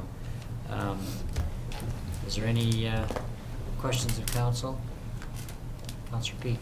Yeah, I have a couple, Mr. Mayor. I'm wondering the time frames that we're looking at this in. I understand the resolution as it sits, and any cost implications. Do we have those funds in the budget for the time period that we're speaking to? CAO? The time frame would be part of the terms of reference that come for, the proposed terms of reference that come forward next time, and if there were any budget implications, that would also be brought forward at the next meeting. Thank you. Any other questions? Okay, someone like to bring that motion forward? Councillor Carlson. I move that a select committee of council titled Mayor's Task Force on Economic Development be formed, and further that the mayor develop proposed terms of reference and composition for review at the October 26, 2015 council meeting. Thank you. Seconder. Councillor Poot. Thank you very much. Any further questions? I think a lot of questions will be more resolved as we spend the next couple of weeks coming up to the 26th. So, all in favor? Thank you. Not opposed? Thank you very much. The motion's carried. Okay, we're moving on to 13.2, Chamber Business Walk, October 22nd to 15. This is just simply to formalize council's participation. I understand that most of council has responded to Christine in regards to their participation. I don't know if everybody has yet on October the 22nd, but we hadn't actually passed a resolution showing formal support of the initiative, and Christine spoke to it at the beginning of the meeting here. So this is just to formally acknowledge it. I should let Christine know I'll be there. Okay, you haven't heard from me, I don't think. Anyway, so somebody like to bring that a motion forward, please? Councillor Holmes? I move that council support Business Walk, an initiative of Summerland Chamber of Commerce, to be held on October 22nd, 2015. Councillor Peak, thank you. Okay, any discussion at all? Councillor Holmes? What time does it start? I didn't see anywhere. Was your work plan attached to your notes? No, I'll give that to, I'll distribute that separately. In the morning. It will be breakfast. Okay. breakfast. Okay, no, I'm looking forward to that. I think this is a good opportunity for council and the chamber to have some talk with various businesses in town and keeps everybody up to speed. So thank you very much, Christine. So we pass it? We don't pass it. No. All in favor? Thank you. Motion's carried and opposed. Move ahead to bylaws, 14.1, bylaw 215-028, bylaw notice enforcement, bylaw number 2375, amendment bylaw number 1. This is a housekeeping item on, as it says, the bylaw notice enforcement, which has not been kept up to date. It's an adjudication process for our ticketing. I'm not sure if corporate officer or deputy are going to speak to this one.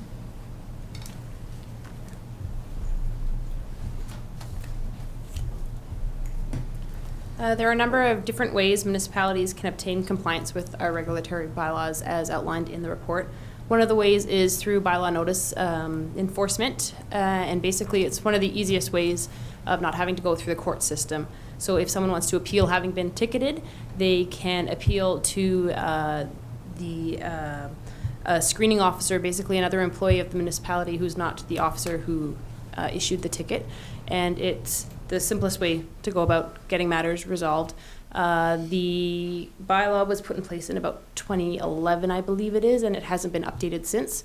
Every time there's a new regulatory bylaw or an amendment to a regulatory bylaw, the BNEB, bylaw notice enforcement bylaw, should also be updated at the same time. So this is housekeeping, as Linda mentioned, as well. It includes new amounts for the smoking bylaw should it be adopted this evening. So. Thank you. Any questions, Councillor Carlson?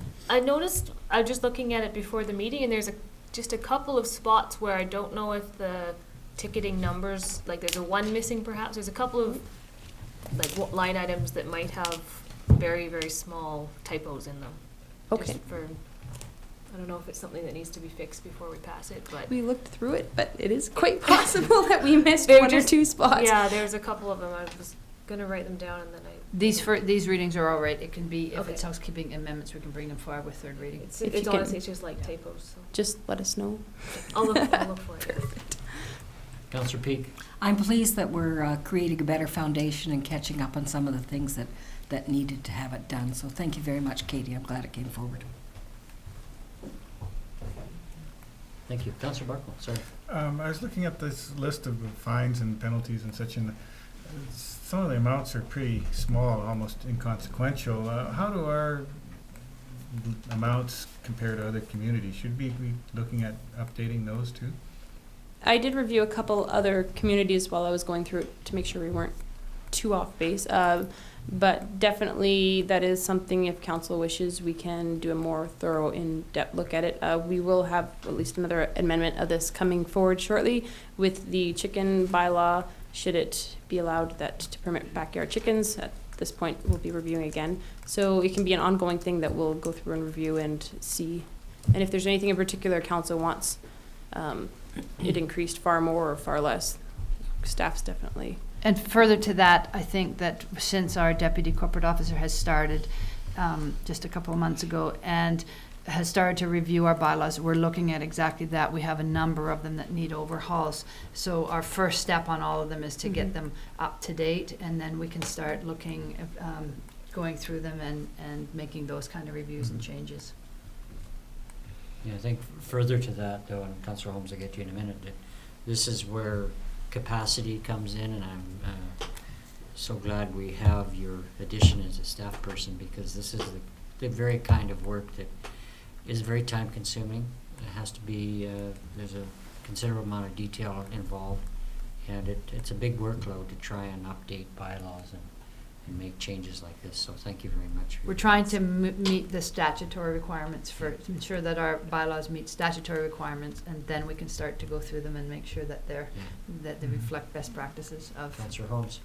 Yeah, I was wondering the same thing as Councillor Barkwell. I was wondering how the last time some of these fines were reviewed, and one thing I think when you're considering looking at the fines, that our values, some of our values have changed, our personal values have changed, and so what we consider more not so serious at one time is more serious today. For example, $20 for parking in a handicap zone. I think at one, maybe when that was first passed, parking in a handicap zone is just like any other kind of parking infraction. But I think today people would think you should be fined more than $20 for parking in a handicap zone. I think it should also be noted that we very, very rarely issue tickets or use this. In fact, although we pay for the adjudication process, I don't think that we've used it even one time since this bylaw was in place in 2011. So those are the kind of things that we're looking at too, is whether or not we're doing effective bylaw enforcement where we could be, where we could be. So we are looking at that as well. So it's an ongoing review process. Through to the mayor too, it might be worthwhile to note that when an infraction is occurring, we do have the ability to ticket every day. So if it's an ongoing bylaw, it's not just a $50 ticket. If it's an unsightly premise and it's still there the next day, it can build. So. Okay. Any other questions? So someone like to bring that motion forward, please, or did we do that? Councillor Peak. That council passed the following resolution, the bylaw number 2015-028, bylaw notice enforcement bylaw number 2000-375, amendment number 1, be read a first, second, and third time. Seconder, please. Councillor Carlson. If there's any further questions, call. Okay, all in favor? None opposed, the motion is carried. Thank you very much. Thank you. Moving on to 14.2, bylaw number 215-022, animal control bylaw amendment, backyard chickens. CAO. We're bringing this forward for consideration of third reading. Council directed staff after second reading to gather public input on the issue prior to moving forward, which we've done, and the table is included in your report. Maybe the corporate officer, brief summary on the feedback received. Sure, yeah. We received about 68 responses, a mix of opposed and in support of. To boil it down, it seemed like most of the concerns were around noise, unsightliness, attraction of vermin and pests, which would stem from the bylaw not being enforced or not being followed. So in re-examining the bylaw to see if we'd address those issues, those particular operations of a chicken coop were all covered in the bylaw as it was first written, so no amendments of it are actually being proposed. It's simply critical that the district enforce the bylaw when a complaint is received, to act on that swiftly to ensure that vermin aren't attracted. We did have one inquiry today from council regarding that we don't have a definition of household pet in the bylaw, which is confirmed that we don't have. And what was your resolution on that? It's part of a larger picture of that whole bylaw needing to be revamped, and as we discovered when adding backyard chickens into the bylaw, it snowballed into affecting all other parts of the bylaw. So just with the short notice, we haven't had time to put in a definition of that without a concern of it possibly affecting other things in the bylaw.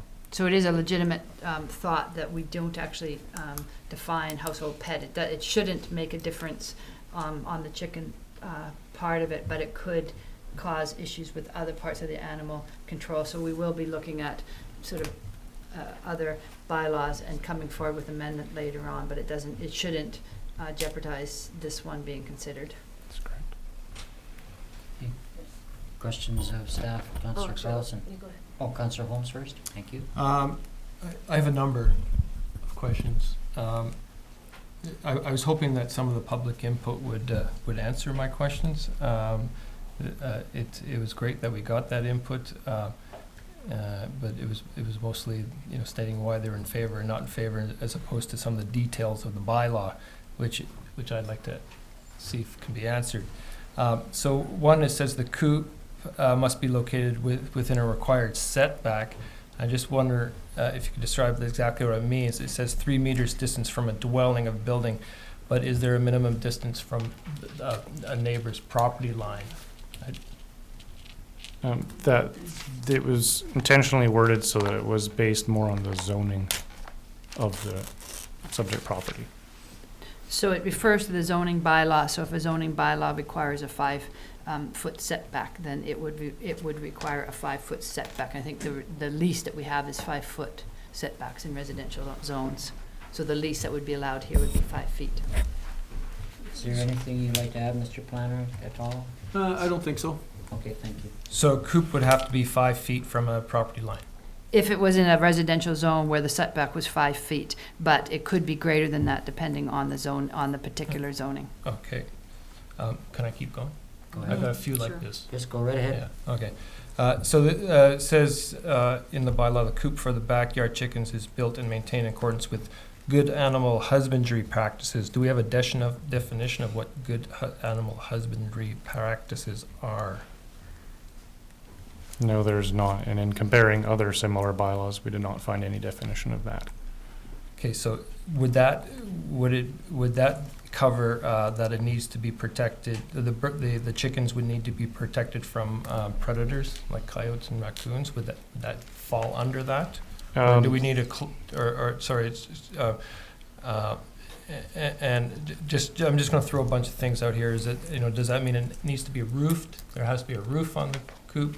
And do we need any kind of clause saying that that it should be constructed to prevent access by other animals? Most of that's covered under the coop must be located, must be a fully enclosed area.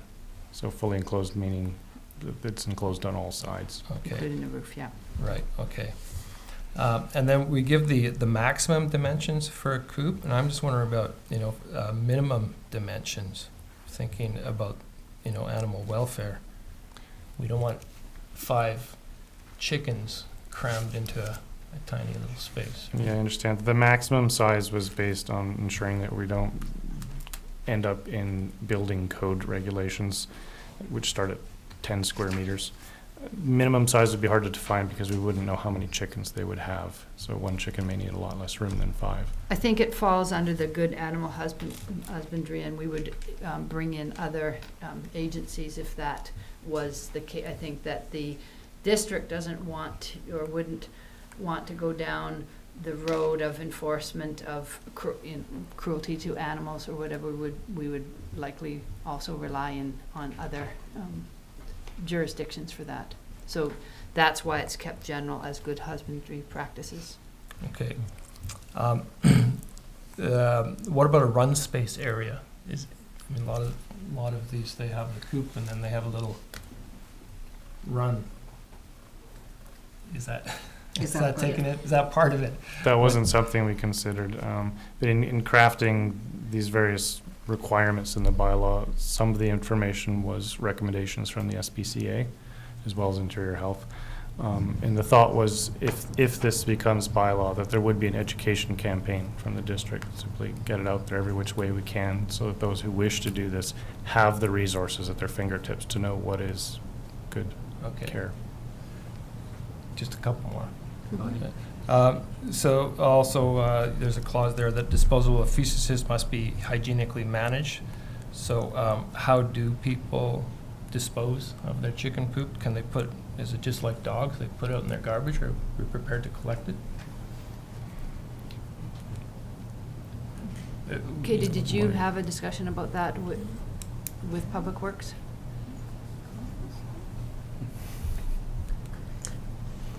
Through the mayor to Councillor Holmes, not in particular to the feces. I had discussed with them the dead chickens, basically, and what to do with them. And in that case, they wouldn't be allowed to be thrown out in the regular garbage. They would have to be disposed of at the landfill site.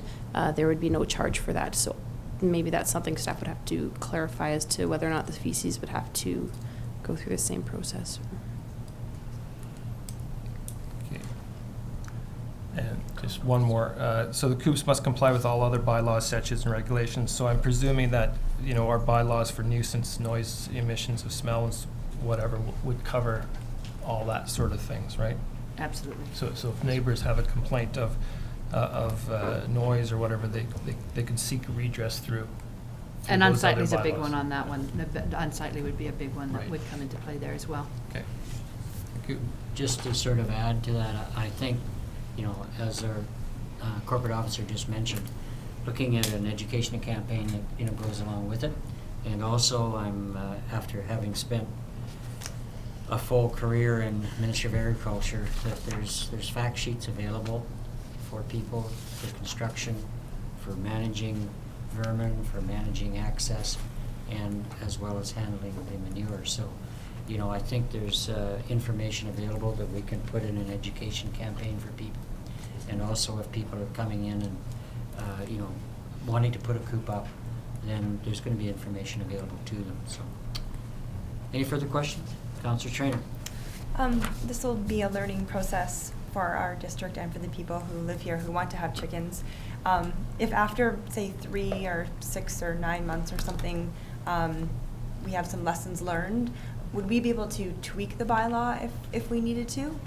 You could do amendment any time, and Yeah. that would be Okay. that would be exactly the recommendation would be that we monitor it and that we bring it forward if there's concerns afterwards. Thanks. Okay, are we ready to bring the motion forward? I just have Okay, go ahead. Councillor Booth. just one concern. There, in the information that we have from the community engagement and the discussion that went on, there seems to be a lot of citizens concerned about the enforcement side of things. So, assuming that this goes ahead and there are lots of complaints, what happens with the enforcement? We only have limited resources as far as human resources for enforcement. But I think that's exactly what we have to monitor. We don't, other municipalities are not finding that it becomes a burden on they are finding that it becomes a non-issue when it's put into place, and that they have these same concerns voiced beforehand, and once they're in place, they're not there. That's why we're still recommending that we move forward with it. If that wasn't the case, or the burden seemed high, council would have to have another conversation. The intent right now is to do an extensive educational program and to have our bylaw office working closely with it. Good. Thank you. Thank you. I think, and to add to that, I think, as evidenced by the previous conversation, that, bylaw and the updating of bylaws and what we'll be looking at in terms of any fines, et cetera, are going to be an ongoing process as we move move forward. So, is anybody prepared to bring this motion forward, please? Councillor Holmes. I move that Animal Control Amendment Backyard Chickens Bylaw number 2015-022 be read a third time. Seconder, please. Councillor Trainer, thank you. Councillor Carlson. I think that we should address that there are people that are concerned, but I also want people to know that just because something's allowed doesn't mean everyone's going to do it. I don't think that everyone's going to go out and get little baby chicks tomorrow and decide that they're going to start raising chickens. And I think that a lot of people will speak to their neighbors before deciding to do that, and that's again part of this educational campaign. If we're not amending the bylaw with the concerns about perhaps the non-protein bedding, perhaps that's something that goes in our education, and just some good practices. There's lots of ones that have already been implemented in other cities and towns in North America, and I think we can probably utilize a lot of that without having to reinvent the wheel like with the bylaw. So I think it's great that people are going to be allowed to do this, but I also think the people who are concerned about it should be rest assured that it doesn't mean their neighbors are necessarily going to have chickens running around outside. So hopefully everyone will end up being happy in the long run and well fed. Well, I think just before Councillor Peak, I'd like to mention that the concerns that have been brought forward are concerns that we're going to be taking note of if this passes as we go forward, because they are important to people and their neighbors. And so people are not going to be allowed to have coops that don't measure up to the requirements, et cetera, et cetera. So, we're going to try and address it and satisfy people's concerns, as well as offer people the opportunity to proceed in this direction. So did we have a seconder there? Yeah. Okay.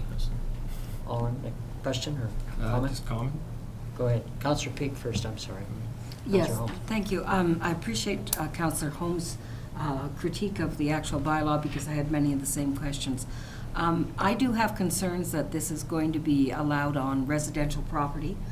I certainly think Summerland is the right community to have this opportunity, but I think it should be on larger sized property and not within the residential area.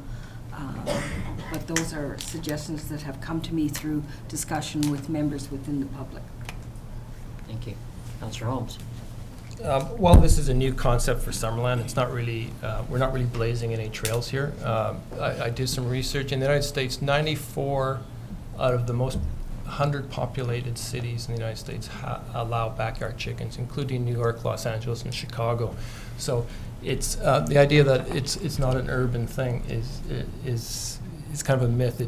It's well established in the United States. Here in Canada, cities from Vancouver to Victoria to Montreal, Moncton, and even Whitehorse and Grand Prairie in the north, allow backyard chickens. So there's lots of precedents out there, and I think it's totally understandable that people want to remove themselves from the factory farming situation, and we should be supporting the local food movement as a council, I believe. I found most of the objections that we received. You could say the same thing about dogs. If you let dog poop pile up, it's going to smell, right? So it's just like this is where the public education is key, I think, because people are good pet owners, and so they take care of their dogs, and so we have to make sure that we have good chicken owners who take care of their chickens, and I don't see there'll be any problem. And just picking up what Councillor Carlson said, I don't think we're going to have a whole community is going to be having backyard chickens, because after you buy the feed and build the coop and look after everything, you end up spending $10 for a dozen of eggs. It'll be more of a passion. It'll be like gardening. You do it for other reasons. So I support the motion. Okay, all in favor? Thank you. Motion's carried. None opposed? So, anybody opposed? Okay, thank you. Motion is carried. So we're moving on to 14.3, Bylaw 215-020, Outdoor Smoking Regulation Bylaw, CAO. This is simply adoption. Okay, so we've moved through the 3 readings and we're into adoption? Yep. Okay, Council, someone like to bring that forward? I move that bylaw number 2015-020, outdoor smoking regulation bylaw be adopted. Councillor Trainer. Seconded, thank you. Any further discussion? I think we've had a good run at this. All in favor? Thank you. Motion is carried and none are opposed. Thank you very much. Okay. We're moving on to 14.4 and official community plan and zoning bylaw amendments for district lot 2895, etc. This was CAO. This was our first public hearing tonight. Yep. And there was 4 recommendations to be considered. So if council brings them forward, they could be all done together, but they're 4 separate motions. So, You can. yeah. Yeah, just a note that I won't be voting on any of these as I could vote on the last one. If you heard the public hearing. Yeah, but not the first 2. Okay, so Councillor Peak. If I might ask why you can't, normally you would state the reason why you would have Oh, I'm sorry, I absent wasn't here yourself. to listen to the commentary. And because we're considering in the same meeting, there's no time for him to review the material. Thank you very kindly, appreciate that explanation. Councillor Peak? I'll bring the motions forward as presented, I won't read them all out. Okay, now we're talking just 2.1 here. 14.4. 35888 Garnet Valley Road. Yes, I'm just speaking to the Garnet Valley Road one. Right, correct, thank you. Second that. Councillor Carlson? Any further discussion? Questions of staff? Councillor Peak? Do we have any idea why the error occurred? We believe, Mr. Mayor, that it was when we switched over from the paper bylaw to the digital version, and it was just an error that we didn't look at all of the areas that were covered in the zoning bylaw. There's 4,000 properties in Summerland, and we looked at the ones that were controversial or were close to it, and that one just missed our review. Thank you. Thank you. Okay, any further questions? Pretty straightforward. All in favor? Thank you. And 1 absent. Thank you. Motion's carried. 2.2, bylaw number 215-024, amendment to zoning bylaw number 2450, breweries, distilleries, and meaderies. Again, I will not be voting on this. This one's from our second public hearing tonight, and in this case, it's just one resolution to be considered, and it would be read a second and third time if council brought it forward. Okay. Okay, someone want to bring it forward, please? Councillor Carlson? I'll move the zoning bylaw amendment to allow breweries, distilleries, and meaderies in A1 and A2 zones, bylaw number 2015-04. Thank Be you. read a second and third time? Okay, seconder? Councillor Boot, thank you. Any further discussion? Questions of CAO? No? Okay, moving ahead. All in favor? Thank you. Motion's carried. Now we're moving into 2.3, bylaw number 2015-027, amendment zoning bylaw number 2450, Hunter Hill Cluster Development. Okay, questions of staff? And this is 14.6 is the item number, and it's the Okay, third, sorry, yep. and it's the third public hearing that we heard today That's correct. regarding the Hunters Hill. Okay, any questions, Councillor Carlson? Can you clarify for me what it means if this passes and the zoning is granted for the other zoning that currently exists versus the new zoning that it would be given, and what changes? Certainly, Mr. Mayor.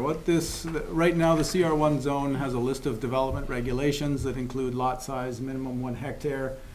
This is going to add another layer on there that it says, as well as doing lots that can have 1 hectare, you can also do a cluster development with lots of 1,300 square meters. But the covenant that goes along with that zoning suggests that if you want to take advantage of the 1,300 square meter minimum lot size, you also have to dedicate half the property as park, and you have to do the Sanborn upgrade.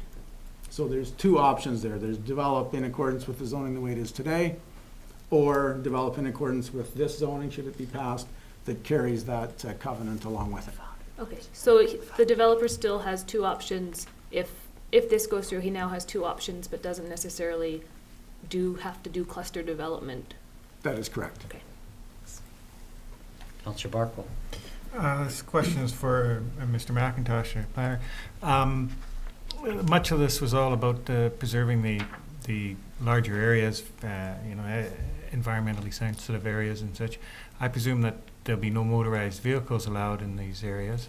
What is the land and ownership status, and how will the vehicles be kept on the land immediately to the north? And is there anything we can do to keep people off of that area where the goats and such are living? And well, Mr. Mayor, should the zoning be enacted upon, the cluster zoning and the park dedication occur, then that land will be administered by the District of Summerland. So it can be, vehicles could be allowed or not allowed, pedestrian access could be allowed or not allowed, it could be fenced or not. There are environmental considerations out there, so any use determinations, I imagine, would fall in line with some kind of environmental assessment or looking at the environmental assessment that will be required. But it's in council's full control if that property becomes park. Councillor Peak, Councillor Holden, Councillor Thank you. Crossan. My question goes to the planner. In servicing these properties, I understand that there be town water supply to the properties. At least that's what I understand. And how will the servicing for sewer go on these particular, if it was passed to be cluster? There essentially are three options. If the original zoning is undertaken with the 1 hectare, then each lot has to have its own septic field proven out through the interior health regulations. If the cluster zoning is enacted, there's two options. One is they can extend the sewer out there, which is unlikely. The second is they would have to come up with a system that meets all the regulations, that would be essentially a communal septic system where everybody would connect. There would be a mini treatment plant of some description, and the effluent would have to be disposed of in an engineering and environmentally appropriate way. So until all those situations are engineered to our satisfaction, that would have to happen before subdivision could occur. Thank you very kindly. Councillor Holmes. For our planner, could you explain what environmental assessment have been done so far for both the country residential zoning and the cluster zoning? Sure. To date, there's been, in support of the neighborhood plan exercise, there was an extensive environmental assessment done that essentially identified areas of two areas, one very high concern and one high concern. So essentially areas ESA 1 and ESA 2, which is how the vernacular that we use. So the entire site pretty much is sensitive with the very small exception of the agricultural portion at the very bottom. But because the land is zoned CR1 and has development rights associated with it, the trick is now to develop that as sensitively as possible. So one option would be the 1 hectare option, which would require a further environmental assessment to exactly locate lots and houses and roads, et cetera, et cetera. If they want to go with the cluster option, the same exercise would apply, which is why we don't have a plan at the moment, so that the locations of the clusters, the size of them, all of that information would be determined through an environmental assessment on the cluster option, if you like. So whichever option is acted upon, another environmental assessment specific to that would be required. Okay, Councillor Holmes? Mine follows up on that. Okay. Councillor Carlson, go ahead. Is it the common way of this is referring to the letter we received from the South Okanagan Similkamee Conservation Society. Is it common that we would grant zoning to something and allow it to happen without having the proper environmental assessment or perceived proper environmental assessment? I wouldn't say, there isn't really a normal here. In this particular case, the zoning has been granted already. So we're now talking a development permit exercise. The zoning amendment we're considering tonight is, do we allow 1 hectare over the entire site, or do we allow those development rights on a smaller portion and the remainder gets dedicated as park? So there could be further environmental assessment done, but the worry if I can speak for the developer on this, is these are expensive studies. So if you go out and do a very detailed study on where the clusters might go and how it might look, and bring that in, and then the zoning is not adopted, that work is lost. So the regulatory power that council has, they still have a development permit that they must issue, that they're satisfied with, that has been in support of a professional biologist that says this is the best way that this should happen. And if there's questions regarding that, we have had the first environmental assessment reviewed by our shared environmental planner, who was in support of that document. We would have any subsequent ones reviewed by them as well. Councilor Carlson? So if, as in the letter I just mentioned, there's offers of supporting to make a proper assessment, offering monetary support to make this happen prior to this being approved, is that something that the district could do at this stage, or is it something that we should have done weeks ago? No, the district can certainly do this. Zoning is a discretionary approval, and you can require pretty much anything you want in any order you want. So it certainly can be done if council thinks it's required. Councilor Booth? Just for clarification, this is kind of hypothetical.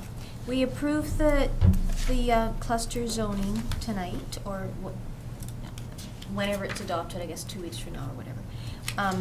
And then the work that concerns the interior health as far as septic goes, and the environmental assessment.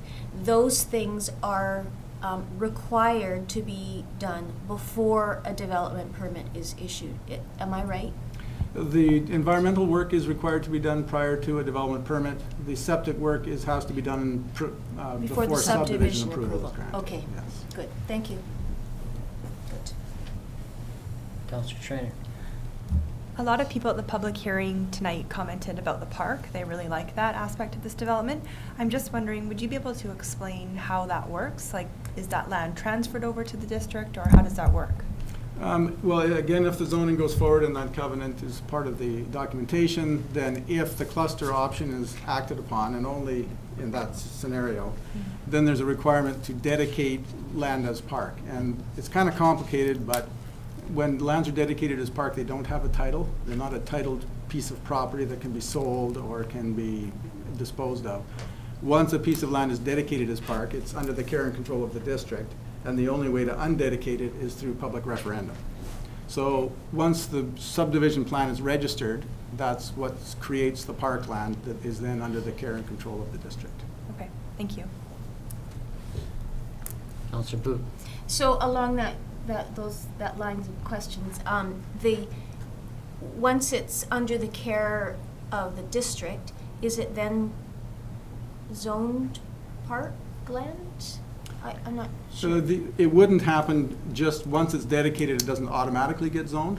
So what would happen, and if you're looking at our zoning map, you'll notice there's already been a 6 hectare portion of land dedicated as park that's currently zoned CR1. So once all the dust settles, if this is to unfold, then a zoning amendment would be brought forward to essentially housekeep that and zone it all as park. Okay. Thanks. Councilor Holmes? So this wetland area that's going to be dedicated as park, is it an ecologically sensitive area? It is showing on the environmental report as an ecologically sensitive area, yes. So this is a bit reminiscent of the Nixon Road situation we had a few months ago. Is, what does it mean to be designated as park? Does it mean that it's going to be a recreational area, or are we going to be setting it aside as a ecological reserve? And what's the purpose of this park? But that would be a consideration for council to make once the ownership has been transferred to the district, then that's the conversation for council to have. What it is completely in your control through public consultation and your own discussions on what you want it to be. If I could just follow up, Mr. Mayor, the intent certainly, given the sensitivity of the property, is that it would become, because it is environmentally sensitive, there would be some protection of those values, and we wouldn't consider turning it into a BMX track or a baseball diamond or something. It would be preserved with maybe some nature trails and some interpretive signage or some sort of thing. But again, it's fully under council's control. Councillor Peak. Yes, subsequent to my question regarding the servicing and sewer and how it's to be constructed, I make note of the fact that we've received letters that are concerned about changing the water table. So I'm asking if the studies that would be done to complete the kind of servicing needed would include the outfall of water off the property as well. Yes, Mr. Mayor, there's two components here. One is the ecological sensitivity of additional water on the site through septic or other disposal. The second is this, what we call storm drainage. When there's a rainfall and there's now roofs and driveways and roads, how is that dealt with so that it doesn't, so that the post-development flow is no greater than the pre-development flow, which is a requirement of our bylaw. So there will be engineering studies required to deal with that, and they have to meet those requirements prior to subdivision approval. Thank you very much for your clarification. Any other questions? Okay, I'd just like to make some comments. As we all know, this almost the entire property is zone 1 and 2 for sensitive ecosystems, and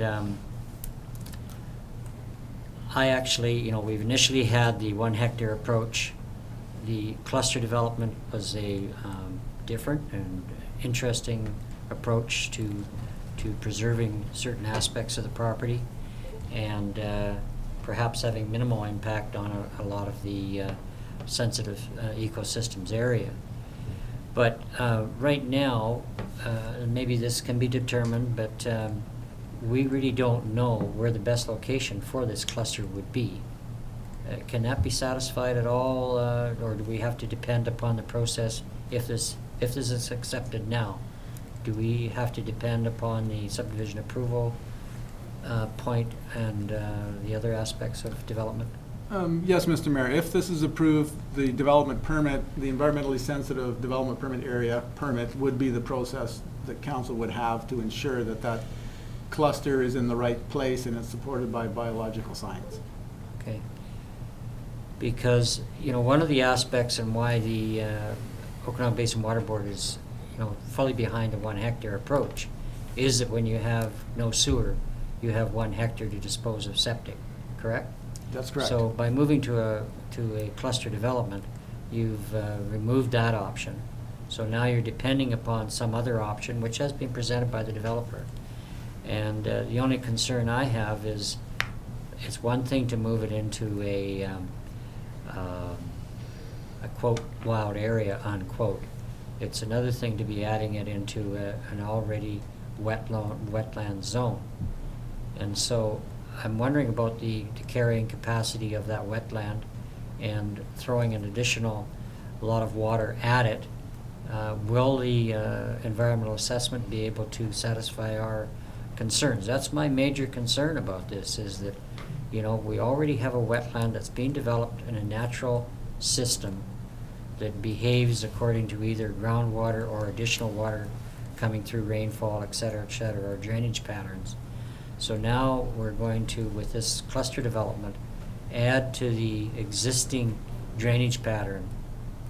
And my concern is that, is the wetland going to handle that amount of water coming from 67 or 68 homes?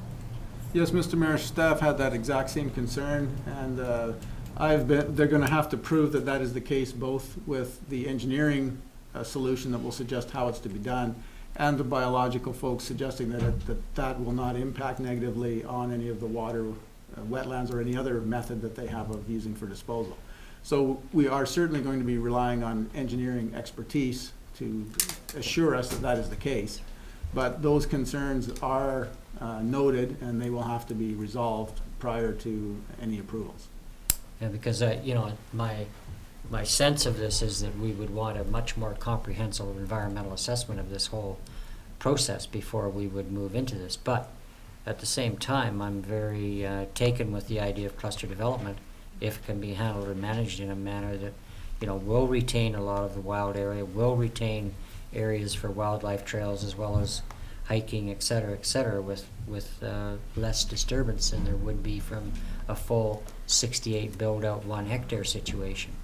So, you know, I'm kind of torn one way or the other, and what I want to be assured of is that we have the options as we go forward, because if environmental assessments as we go forward on the cluster approach suggests that the loading of the wetland is not going to be acceptable, or that there's not a suitable area that is large enough to encompass the 68 lots within a cluster approach, or maybe more than one cluster, I don't know how it might be approached.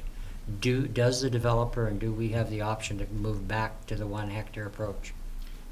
Your Worship, that, or Mr. Mayor, that option does exist, but it would be at the developer's option. All we can say is we're not prepared to approve whatever application comes forward because the science isn't adequate, the engineering isn't adequate, the environmental assessment didn't come through in a fashion that we're comfortable with, so we're not going to accept it. So they can either reduce the number of lots, get a different engineering solution, come up with a biological reason as to how it will work, or go back and pursue the 1 hectare option. Yeah, because essentially the environmental assessment, et cetera, could end up saying that, no, it's not possible to do what they would like to do. I suppose that's possible. However, discussions with the proponent and his professionals to date suggest that that's not likely, but Okay. it certainly is possible. Yeah. Okay, thank you very much. Everybody satisfied with their questions and discussion? Somebody like to bring the motion forward, please? Tony, go ahead. I move that bylaw number 2015-027, amendment of zoning bylaw number 2450, Hunters Hill Cluster Development, be read a second and third time. Thank you. Seconder, Councillor Peak. Thank you. Councillor Carlson. I just want to say that I think the cluster development idea is a good one, and I do, in theory, support this happening. My concern, as everyone else's concern, I believe, is in how we deal, or how they deal with the wastewater as well as the septic over the long term, not just, you know, for the first owner of that house, but the second and the third and the fourth, because it's not something that we want to download on to the people of Summerland if something fails, or if a decision is made that perhaps the taxpayer is now paying for a sewer system or something that isn't going to work out for us in the long run. So ideally, I see it working, and I just would like to see it done as properly as possible with the right environmental and long-term thinking that are required. Councillor Barkman. I would add to that there's not only the proper treatment of the septic water, but there's going to be an increased volume of water on that property from the water that's pumped up. And I don't want to see a Deer Ridge situation, and hopefully the engineering reports will adequately deal with that. Councillor Holmes. Yeah, I concur with two councillors spoken. I think you, Mr. Mayor, articulated the dilemma very well in your comments, and it's you know, a lot depend on the environmental assessment, and I guess we just have to trust the process with this. Yeah. Councillor Peak. I think this has been very good discussion. I think that things that have been expressed are things that all of us around the table have concerns with. I'm asking if there is any opportunity in areas where I've worked before. I think cluster development can work very well. I think the agreements have to be in place and all the things done in accordance with best practices and enforced. Is there any opportunity for peer review? Other places I've worked where you've had an opportunity for a peer review that is actually paid for by the proponent, so there are no second guessing on an engineering report just coming through from the developer. I don't know if that's an option here or not. CAO, any comment? Or Mr. Planner? Yes, Mr. Mayor, I can advise you that we have done that rarely, but on occasion, and normally when there's some cause for concern when the initial report comes in, we have sent work out for peer review. On the environmental assessments, as a matter of course, we have our shared environmental planner weigh in and read them all and review, just as, because I don't know enough about them to make a fair comment. So they're all reviewed in that sense, so it's a minor peer review, if you like. But it certainly can be done, and if there's anything in there that we're not comfortable with, or we don't think there's something might be suspect, we certainly have that option. Thank you. Anybody else? Just like to say that this is a very serious topic with respect to this type of piece of land. And I'm certainly not taking it lightly, because we have extensive environmental impact concerns. We also want to see a very, given that it has country residential zoning, puts a whole different face on this type of piece of property. So there is an option here for a very good development if the various aspects that we're concerned about are addressed. And I want, our staff and the developer to take this extremely seriously as we move forward, because I think there's good opportunity here. But, as somebody pointed out a little while ago, this is not something that the municipality wants to take over as a additional sewer system or septic system to try and handle. So it has to be technically and not just environmentally, but engineered to the point where we're entirely satisfied that things are going to work as they should. So with that, I just wanted to address that aspect of it. Councillor Peak? If I might say, I think that this is a really great opportunity for the community. As was spoken about at the public meeting, the options for housing in Summerland have been restrictive, and I think that it will be nice to have some opportunity there within our housing accommodation. So I'm pleased to see that happening, and the opportunity to have a great park in Summerland is also wonderful. Okay. Just might add that up until this point, I've hovered on the fence on this one. As you know, I voted against this the last time round. And the reservations were, as I expressed tonight, that I wanted everybody to make sure they took a hard look at this development, that as it goes forward, that we pay strict attention to the engineering and the environmental aspects of this project, because it's got a lot of pluses, but if it isn't done correctly, it's got a lot of negatives. So we have to be sure we move forward, everybody moves forward properly on it. So, we prepared for the vote? All in favor? Thank you. The motion is carried. None opposed. Thank you. On to councillors' reports. Councillor Traynor. By the way, Councillor Traynor, thank you very much for you're welcome. standing in for me. The plane left Edmonton about 20 minutes later than it should, and that was the 20 minutes I needed, so thank you very much. Well done.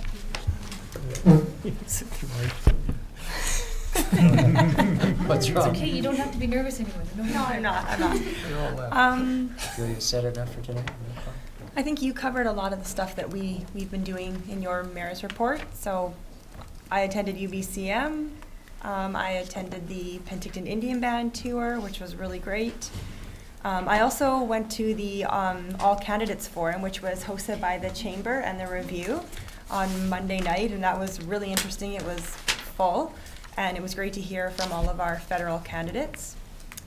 And I just have one little plug for the Trout Creek Community Association. We are doing our fall cleanup on October 25th at 10 a.m. This is our 6th cleanup. We do it in the spring and the fall, and it's just a fun get-together. You just show up at the Trout Creek pullout, you wear some gloves, you pick up some garbage, and then you have some donuts and coffee after. So everybody's invited. It's just a fun event. That's on Sunday the 25th. Thanks. Thank you. Councillor Barkle. Thank you. I attended the grand opening of the new library, which looks beautiful, and I want to say a particular thank you, not only to you, Mr. Mayor, who's been on the board forever with that, but the Friends of the Library who've done so much over the years and raised so much money. At the UBCM, I thought it was interesting. I was there for 3 days, and of particular interest, I think, was the presentation on the fire mitigation measures Logan Lake has done. They're a great example, and hopefully our fire crew are, you know, well versed in what they're doing, and maybe we'll have to do something similar here in Summerland to a certain extent. I also encountered a former Summerland resident, Britt Carlson, who works with the Radon Gas organization that is raising awareness for radon gas, which is a concern in Summerland. And next month is radon gas. For anybody in the world who doesn't know, it's colorless, odorless, and is the leading cause of lung cancer for people who don't smoke. And they had, for $20, testers for your home. I got one from her, and then I bought 2. And I'm going to set all 3 up, and we'll see if they give exactly the same reading, just because I'm kind of that kind of guy. There's a word that covers that. And also I have started being out in the community with a couple other people looking at accessibility issues, and not so much ideas, but issues as ideas and things that could be done for improvement. And somewhere down the road they'll be making a delegation concerning that. Thank you. Councillor Booth. Okay. Much the same as has already been reported. Indian Band, RDOS, Chamber of Commerce meeting on October the 1st. I will be attending the water forum tomorrow with the mayor and Councillor Carlson in Kelowna. And there's also a water advisory committee meeting tomorrow night, so that ties in nicely.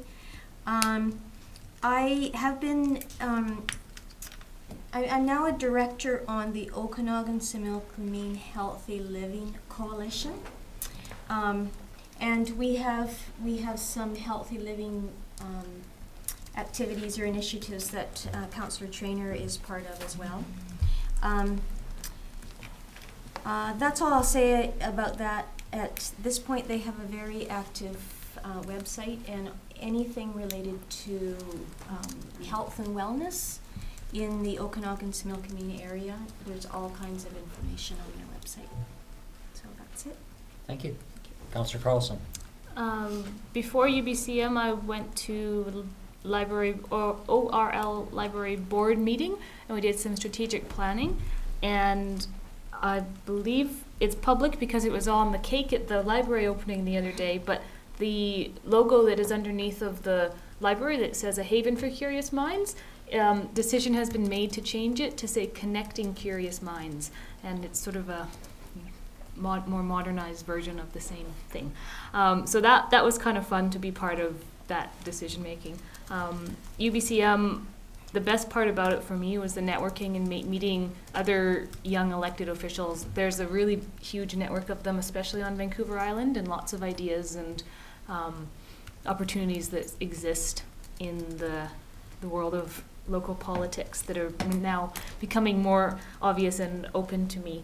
Attended the library opening as well, and just mentioned that when I was a kid, my mom was the librarian, and that was, you know, she spent a long time trying to get a library and start that process, and so it was pretty cool.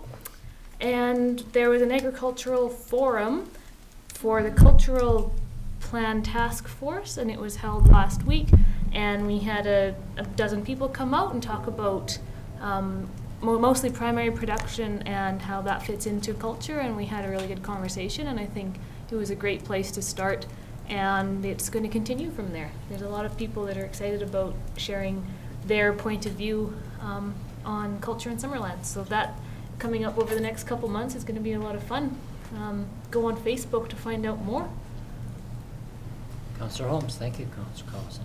I attended the same agricultural, that was our first, the Cultural Plan Task Force first public conversation. We'll have about 15 of those in agriculture. Last week was the first one, and I thought it was really stimulating. It was incredible that these farmers came out and talked about how, you know, Summerland was built on agricultural, but they feel there's a disconnect now almost between the farming community and the rest of the community, and came with some really great ideas of how they could reconnect. You know, anything from as simple as putting signs along roads where there's orchards, just indicating what's growing here. You know, ambrosia apples or lapin cherries or whatever. I think that would be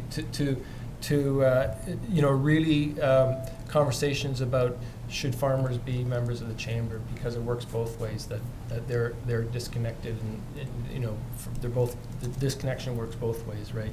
And so that's, you know, it was a great conversation, and I really look forward to the other ones if they're even half as stimulating as that. And the next one, just for a plug, is this Thursday. The theme will be on multiculturalism. It's Thursday at 7 o'clock in the basement of the old library. So that's the Cultural Plant Task Force. And there's others that will be listed in this week's review. There'll be posters around town. There's a Facebook page you can check, and you'll find out about it, right? I just want to mention UBCM quickly. For me, I found a really useful workshop I went to was called Tools, Funding, and Resources for Local Government, and it basically was encouraged local government officials to get creative and kind of think outside the traditional go-to resources, you know, for help, things that could help you. And one example I think it might be worth us looking into is when we start considering the Nixon Road Lewis woodpecker habitat that we've just taken on, and if we take the Hunters Hill one park, if we take this on, is if we need help, you know, managing our ecologically sensitive parklands, and so this was the Nature Conservancy of Canada, that, you know, organizations like that we wouldn't normally think of, they could probably help us, you know, and if we need help, and Adams Bird Sanctuary too. And I just want to say I just took a walk around the Adams Bird Sanctuary this week, and it looks great. I don't know, it was a mess after the storms this winter, and it's really been cleaned up. I don't know who should take the credit for that, but a really good job. Congratulations on it. I didn't make the library opening. I was shuffling some hockey players around, but I did go the week before to the Human Chain, of moving all the the paperback books from the old library to the new library, and that was pretty cool. Just there was 80 people involved moving 120 boxes of books. We did it in 20 minutes. And Sue Klein, the librarian, she stuck me in the middle of Wharton Street along with her husband. You know, so we're in the danger area. So I don't know if she was trying to tell us both, get a message to both of us, or what. Yeah. And one final thing, I also went to the Federal Election Forum to our candidates, and just one nonpartisan comment I would like to make, observation, is that all the candidates there were drinking bottled water. Oh, no.